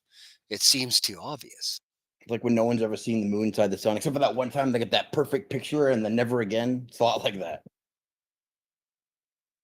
You know, but I think you're right that I think if they funded actual flat earthers someday and said, hey, come on, we'll take you down there, I bet you they'll fake a sun and they'll do all the chemtrails just like you guys were saying. Like they would just do all kinds of shenanigans, you know. Yeah, I don't know. I don't think that's necessarily so easy to do. Well, know, man. Douchey did say that he was going to pay for the whole way for 2 flat earthers. Like, he would pay for Whitsitt and Jaren all the way through. Chem clouds, napalm, and a spotlight. A little bit more than that. I mean, Yeah, it would take a lot to fake a sun, for sure. Yo, we're sorry to cut in real quick. We're gonna do last calls here. So if you guys want to come up and say something or ask a question or anything, do a hand up emoji and I'll take notes and we'll start rotating people in and out if there's multiple. Oh, I But think if not, Piezo's trying to get up on stage. he was I trying sent very him. hard. Yeah, I sent him a mic. I think we all did. Maybe I need to refresh the space. Yeah, I can do it again. My interface is totally broken. Did Silly get a shot at it? I see him up there. Sorry to butt in, Alan. Can I say something very last? Like you can get other people in, but there was just one thing I wanted to address before you shut down. Yeah, absolutely.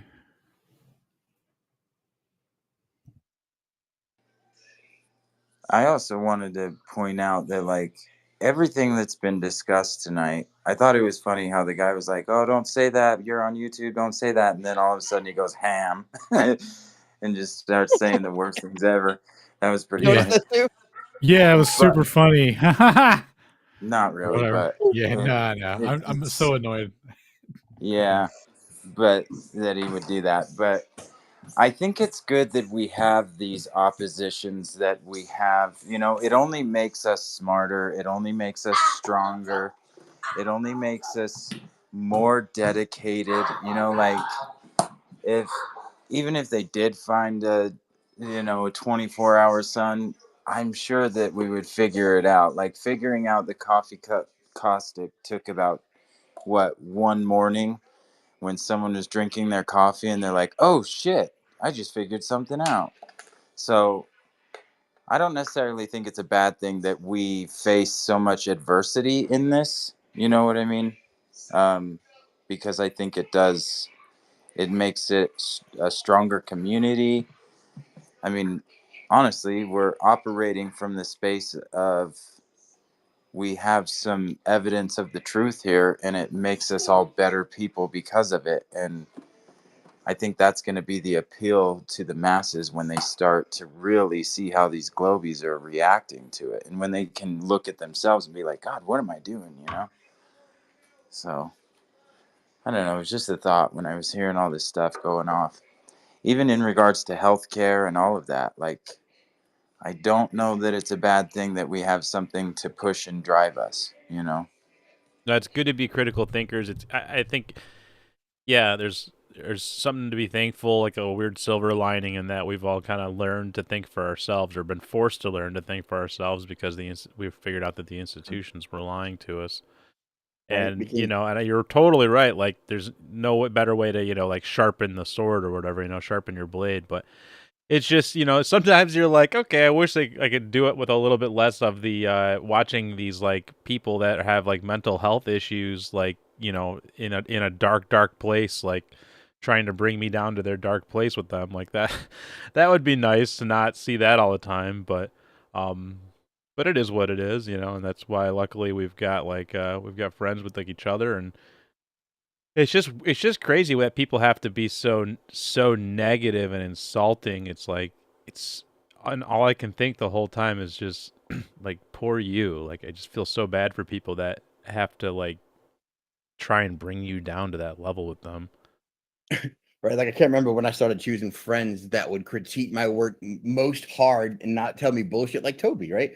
It was like, dude, I need people who will be like, "Nah, well, you know what? That's stupid. That doesn't make sense." Like, "Oh, you're right. Yeah, I didn't say that." Or just like honest, objective criticism all the time. Because if I Yep. can't tell my buddy, then I can't. I'm doing something wrong, right? Obviously, I'm not going to make something correctly. So that's the kind of atmosphere we promote Lily there. hit it on the head earlier, with the nail on the head with the ego thing, right? That's what it really comes down to a lot of time, is just throwing your ego aside and being like, "Oh, I was wrong. You're wrong," or like, it's not about you. It's not about me. It's just about what's right and what's You know, I love correct or being proven whatever. wrong. Like Stone, he's like, "Oh, you know the NLM that you love? about that. It's like, oh no, wait, okay, no, that's actually awesome. I'm imbibing it immediately, and it supports circles. Okay, no, I can roll with this.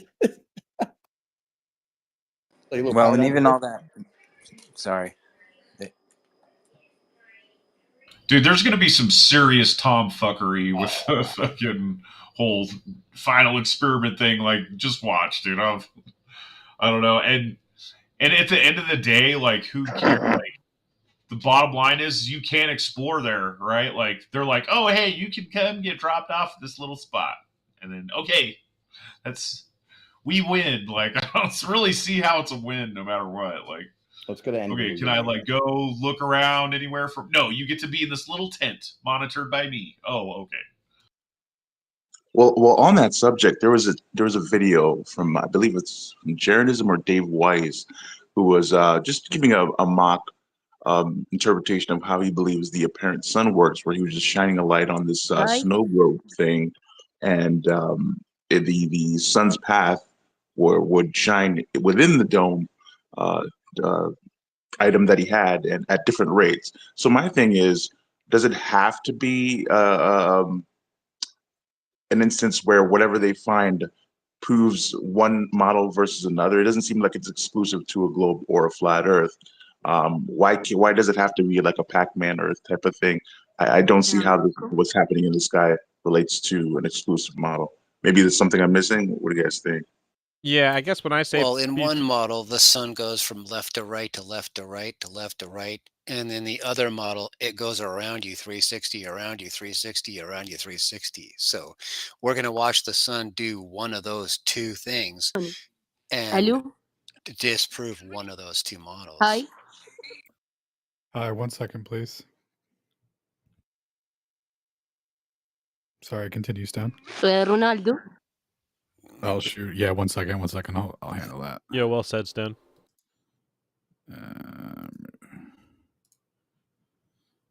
Sorry, go ahead. Well, I was fairly done. It was just a stark, exclusive geometric necessity of each one for the sun to move in a certain direction. And it's going to do one of the two. And that'll be enough for these people. And frankly, I think it'll be enough for me too, in terms of disproving one of the two models. So if it goes around left to right, left to right, left to right, we're disproving the globe. If it goes all the way around our head, we're disproving flat Earth, really. We're actually kind of proving the globe by watching it go around our 360 view. That it doesn't set and we see it 24 hours a day. That is direct evidence of the globe model. And we're not going to see it. Again, I bring you back to, hey, we've caught them faking it multiple times, but never up north. And that's for a reason. Yeah, we call this the fallacy of if they woulda, they coulda, or whatever. Well said.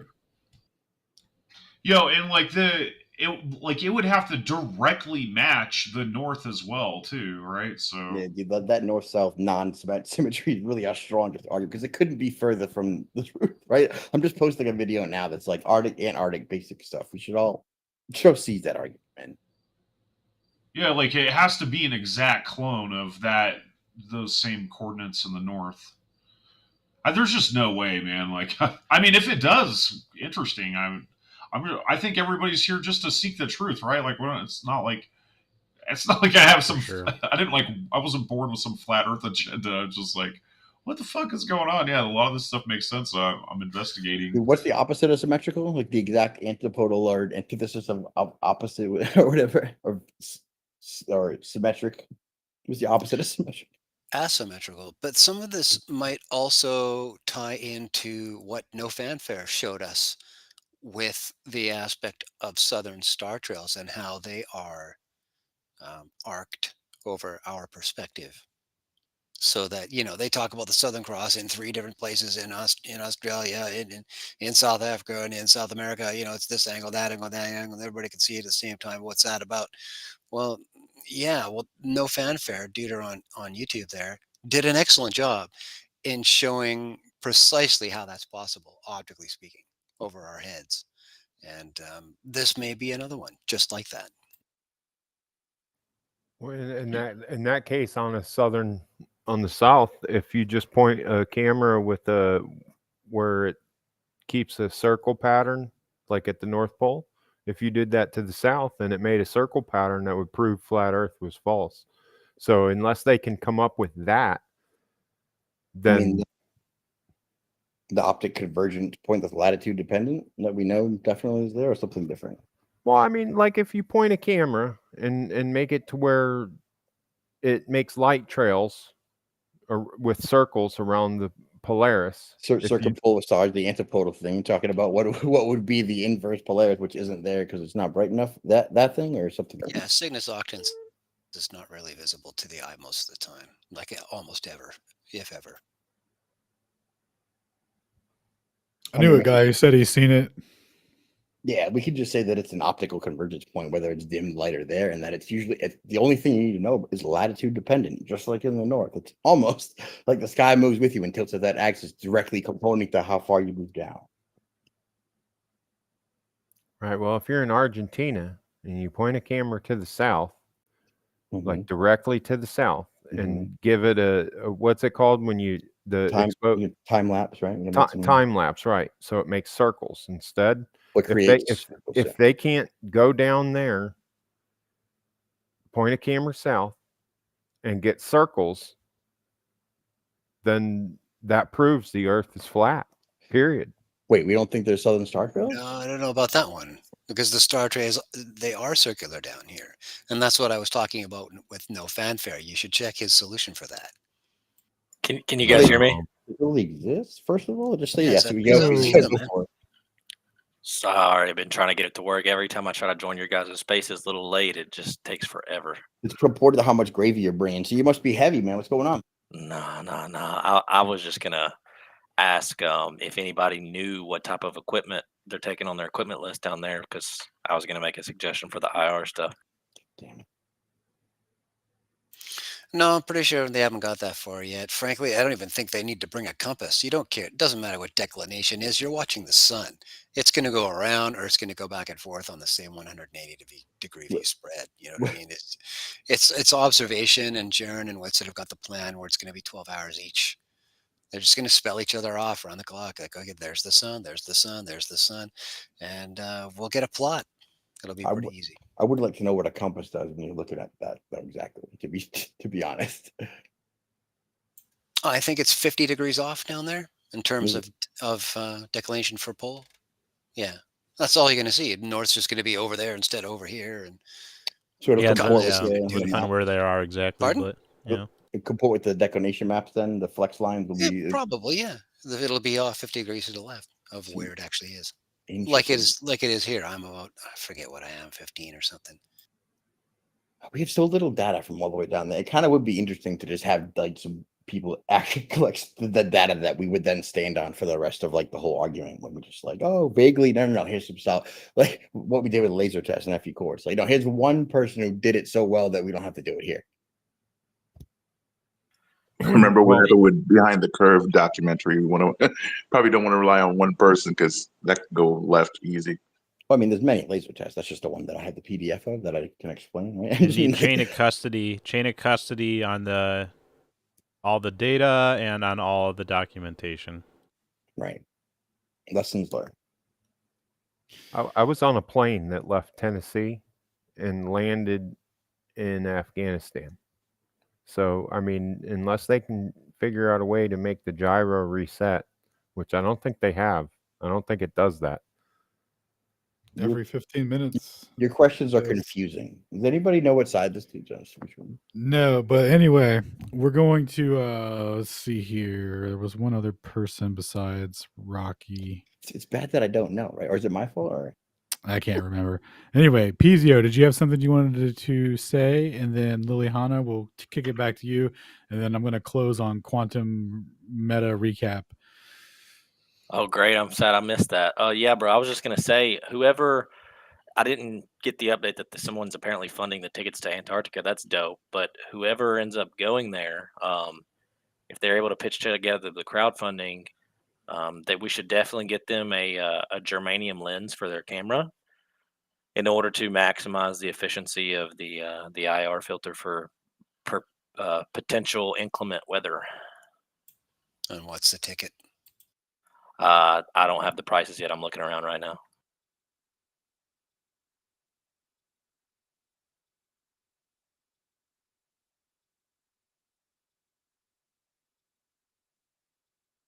But it's the type of stuff we used to use, and it's definitely one of the best doping materials for the lenses. So see a lot of stuff cut through fog and a lot of stuff like that. I'm gonna need to get a coupon for that gravy. I want my refund back. More Antarctica stuff, man. Now, yeah, when it comes that time for that, we will definitely have lots of chatting to do once we got it firmed up.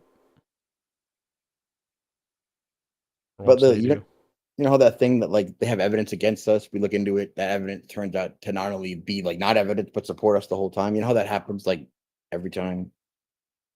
What do you think the odds are it happens with this one too? True.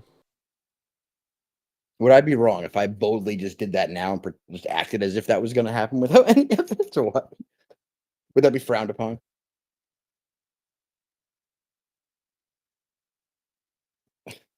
Yes. Damn.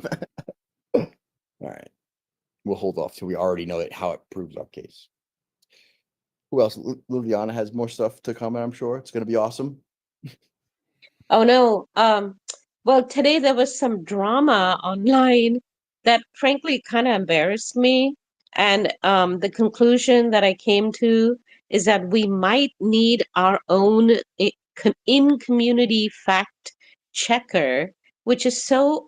Well, anyways, the whole thing was about this guy that had that discussion with Witsit. What's his name? Patrick? I forget his last name. But anyways, he put out this tweet. I still call him tweets. He posted this thing where he said, "My life could be in danger, and I'm putting this material out, and blah blah." Real smart And something. I know, and so I retweeted it, and I tagged a bunch of people because it just, I'm so trusting and naive, and this fellow didn't seem like a stranger, so I thought maybe he has some credibility or something. And now I think, God, in retrospect, if there was anybody that I could have gone to in our community and said, hey, what do you think of this post? And is it worth reposting? Because I feel like I just like rang the alarm bell for nothing. It was very embarrassing. I'm very embarrassed to I even think Toby talk was about sitting it. there waiting for you to ask that so we could come in and get the pre-dunk that you set him so we could do, I'm just guessing. I didn't really read it, but I was like, why am I involved in this? Oh, Liliana. I see what happened here. No problem. No problem. I didn't even know who that dude was, but I saw a non-fungible token. I was like, nah, out. Don't care. I don't see it. I don't know much about all this stuff, and I trusted him, which was a mistake. But anyways, is there any one of you that I could maybe run things past? I mean, I doubt it would happen often. This has only happened like what? Like the first time ever.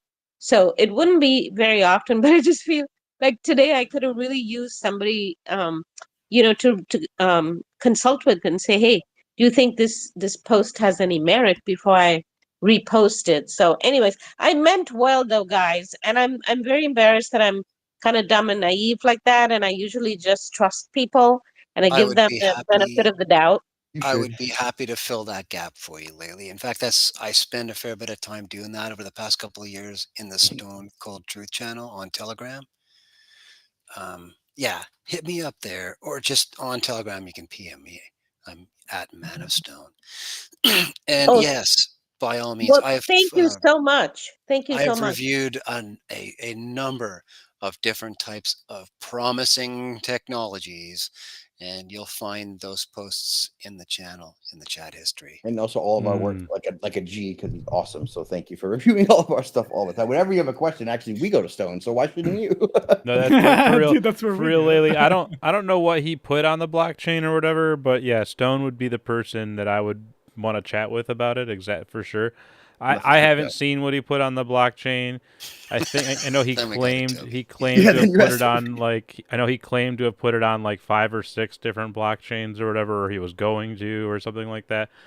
My whole point was just like, why are you making a show about this? Like, there's literally people out there that already open source all their work all the time.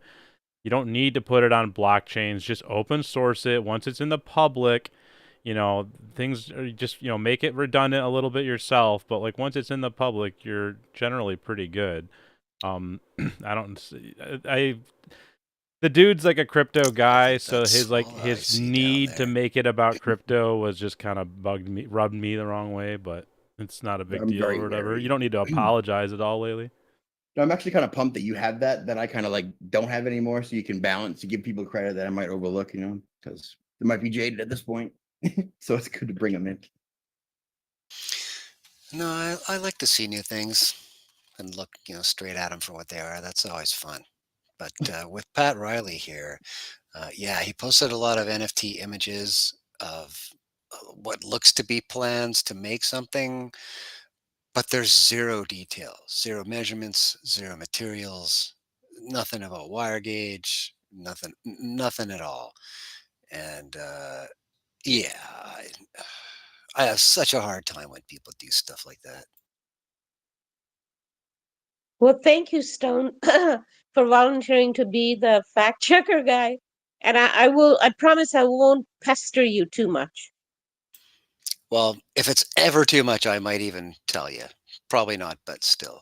I mean, I haven't heard it, so have at it. To be honest, Yeah, no, they feed me all kinds of things. You should too. If this kind of thing, absolutely, I enjoy it. Well, the giveaway was, he got angry so fast. And I was like, if he was really sincere, Yeah, it was he weird. would know that He's there's a so lot of retarded. scam artists out there, and he would have just like explained his position in a calm way, even if Toby was wrong or something. You know what I mean? Like, but he got so angry with Toby immediately. I was like, oh, okay, this guy's not what I thought he was. I just have a tendency to trust humans more. Yeah, I mean, I'll be fair. I came in a little hot, but his response, I was just like, "Oh, all right, we're done chatting." Like, He's like, I don't know you are the nest of retarded people and you inferiors over here. no, Jeez. he said Whoa. like name one time a person has done it, and it was in response to me having named some time that a person had done it. So it was like, what do you like? You're just like trying to turn this into an argument, but I was just saying like, hey, just there's other ways to open source things and make your information redundant. Like the guy Master Evo, I've complimented him. I like his style because he puts it on YouTube and then he shares it all, and it's like, I think it's a smart approach. It's just like everything you find out, you're just sharing with the world, and that way, if something were to happen to you, it's out there. So people are going to be like, oh, the guy that was sharing all the free energy information disappeared. That's real weird. I guess I better look at all that information he shared. Guess I would just send it to everyone, but only if you give me my PayPal. Truth comes at $20 tier, guys. It only comes at the above tier, but more if you pledge. It's like, oh yeah, no, yeah, 500 patrons, and then I'm gonna release the truth of the realm for 500 Patreons. Nice. Yo, real quick, what up, Daniel James? How you How are you fellas tonight, doing sir? this morning? Good, And sir. How ladies. are you? Well, the free energy guy is here. He didn't disappear, just people knock him down. Got to think sometimes when you know something that others don't, and you get your things stolen sitting in a hotel room for the last 4 years, the world changes. But nobody knows who. So sometimes you get knocked off where somebody almost takes your life. So you're underground. You kind of stay out in the shelters and the homeless places. Sometimes you get kept in that place just to make sure that you don't inform people too much. You understand what I mean? No, not really. Well, I do in I the wouldn't complete think you opposite would. effect, right? Opposite of that. Well, it wouldn't be the opposite. You got to think that some No, like direct people would make zillions off of understanding certain science. I gotta go, but I posted it in the See, chat. like I said, it's And good that proves talking it, to you. for sure. There's a IR camera in there, Alibaba version. That way you don't have to pay $25K for Fluke. Anyways, cool. Piezo. Nice. You haven't improved 3 ideas yet. I haven't expected. I expect 3 notes on people's ideas they haven't even had yet.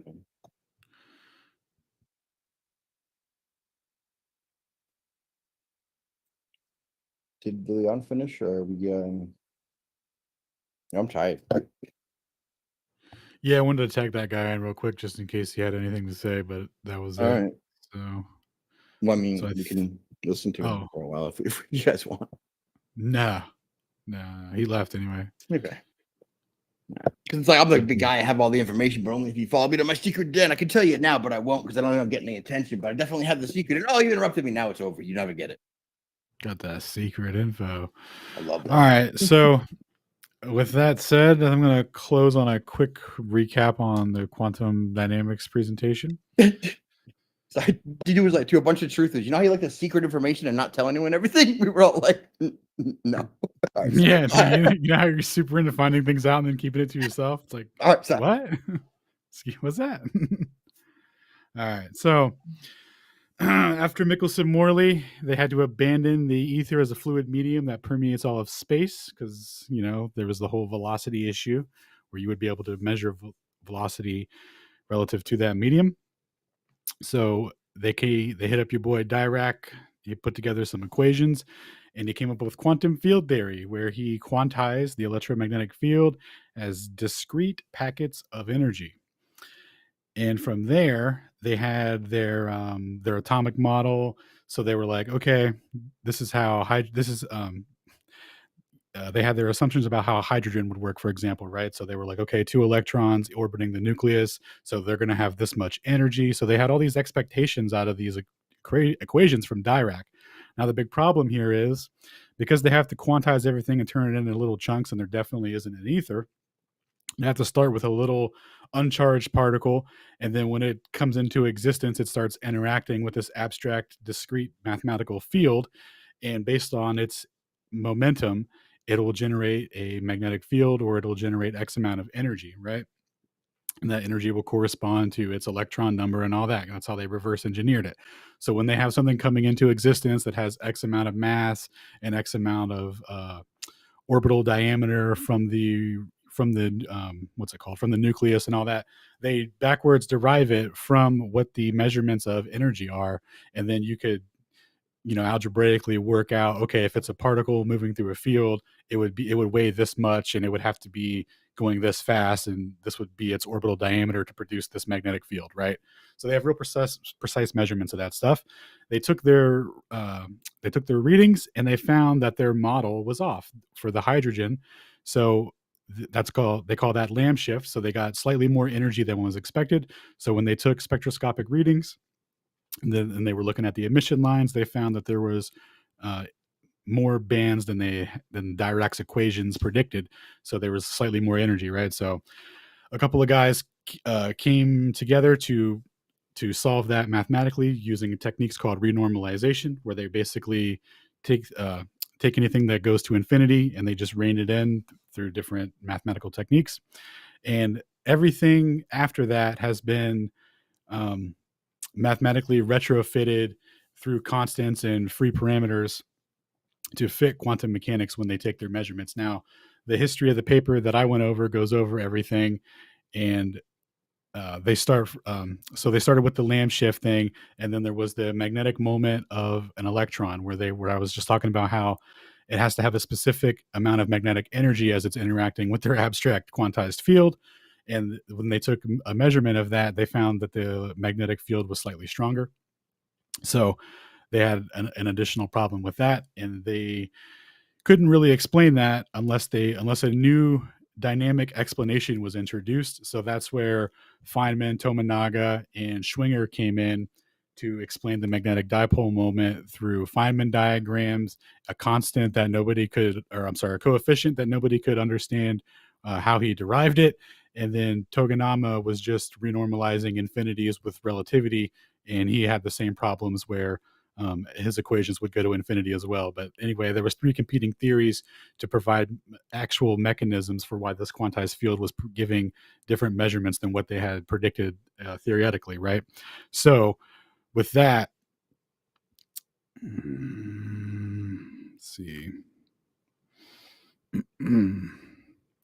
Okay, yeah. So from that, there was a guy named Dyson Freeman who came along and put all three theories together, and one of which was Feynman's theory, where the electrons interact with this field and they have negative interactions, they have virtual particle interactions, they have things going backwards in time, et cetera, et cetera. And then the outcome of that will be a slightly different energy reading. So that's how they've like materialized these interactions, right?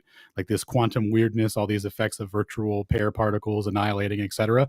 These are all hypothetical scenarios that could have possibly taken place between the time in which the electron or whatever they're measuring was emitted and when it was measured. And then based off of the measurement they get in the fluctuation, they go, oh, okay, so that must mean Feynman diagram number 328745 must have happened, where it became an positron, an electron, and then it re-emitted a photon, and then it collapsed in on itself. Like all that stuff, that's where all that comes from. So they have their so to do that, to bring all that into physical meaningfulness, you have to renormalize the equations and use dubious mathematical techniques that basically render the equations not physically meaningful in any sort of way, because you already have such free ability to make them fit the measurements with what you're doing. Then it loses all meaningness of the interpretation. So to recap on, or so when people present like Feynman diagrams and the accuracy of quantum mechanics as the most accurate form of science and physics and all that, what's actually happened is they've retrofitted everything through free parameters and coefficients that they're allowed to apply in renormalizing infinities. Now, the headmaster, Dyson Freeman, who brought together all the theories and came up with the Dyson series, for which basically is how he standardized the technique for how they would renormalize everything. He found that when he inverted the system that he was using to account for electrons that would attract instead of repel, that the renormalization techniques that they applied to stop divergences to infinity never actually converged, and it actually got worse. And he concluded from that what they were doing was physically meaningless and just a bunch of math to make everything fit. But you're saying physical meaning is good? We want to have physical meaning? Yes, you want to have physical meaning and logical cohesion, mathematical cohesion with that. So, and then one more thing. So, in 1935, Einstein, Podolsky, and Rosen got together and mathematically debunked the concept of the uncertainty principle. So, the uncertainty principle was based on Heisenberg saying that the more precisely you know the momentum of an electron, the less precisely you can actually measure its physical location, right? And he was saying that if you use an electron microscope and you're emitting gamma rays to the electron to try and measurement, you're going to knock it out of its orbit, and you're not going to be able to measurement. It'll have a new momentum, blah blah blah.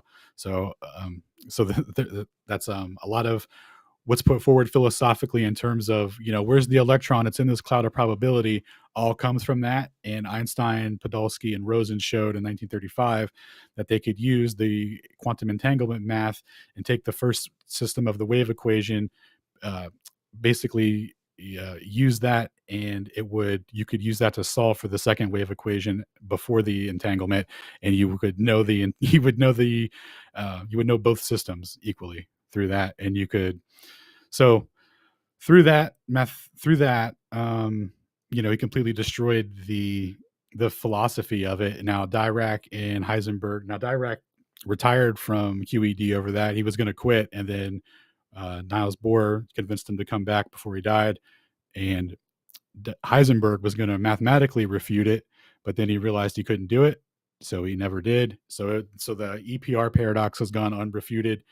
And the fact that they renormalize everything from infinity and have unlimited reign to solve their equations with constants and coefficients and eighth order corrections and stuff, and 12,000 Feynman diagrams removes the idea that that everything is discrete chunks of of energy that interacts through their abstract field mathematics, instead of being a solid or a continuous fluid medium that allows for continuous lines of force for magnetic and electric purposes. So for fields, sorry. So that's it.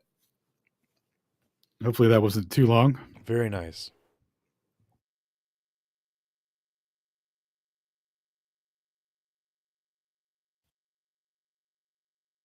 Very nice. All right. No, you're good. All right, Toby, if you want to outro us on that. Yeah, so thanks everyone for listening in. We're going to go ahead and close things up here now. Thanks for listening in for Flat Earth Talk, or really this was just kind of open talk on Thursday night.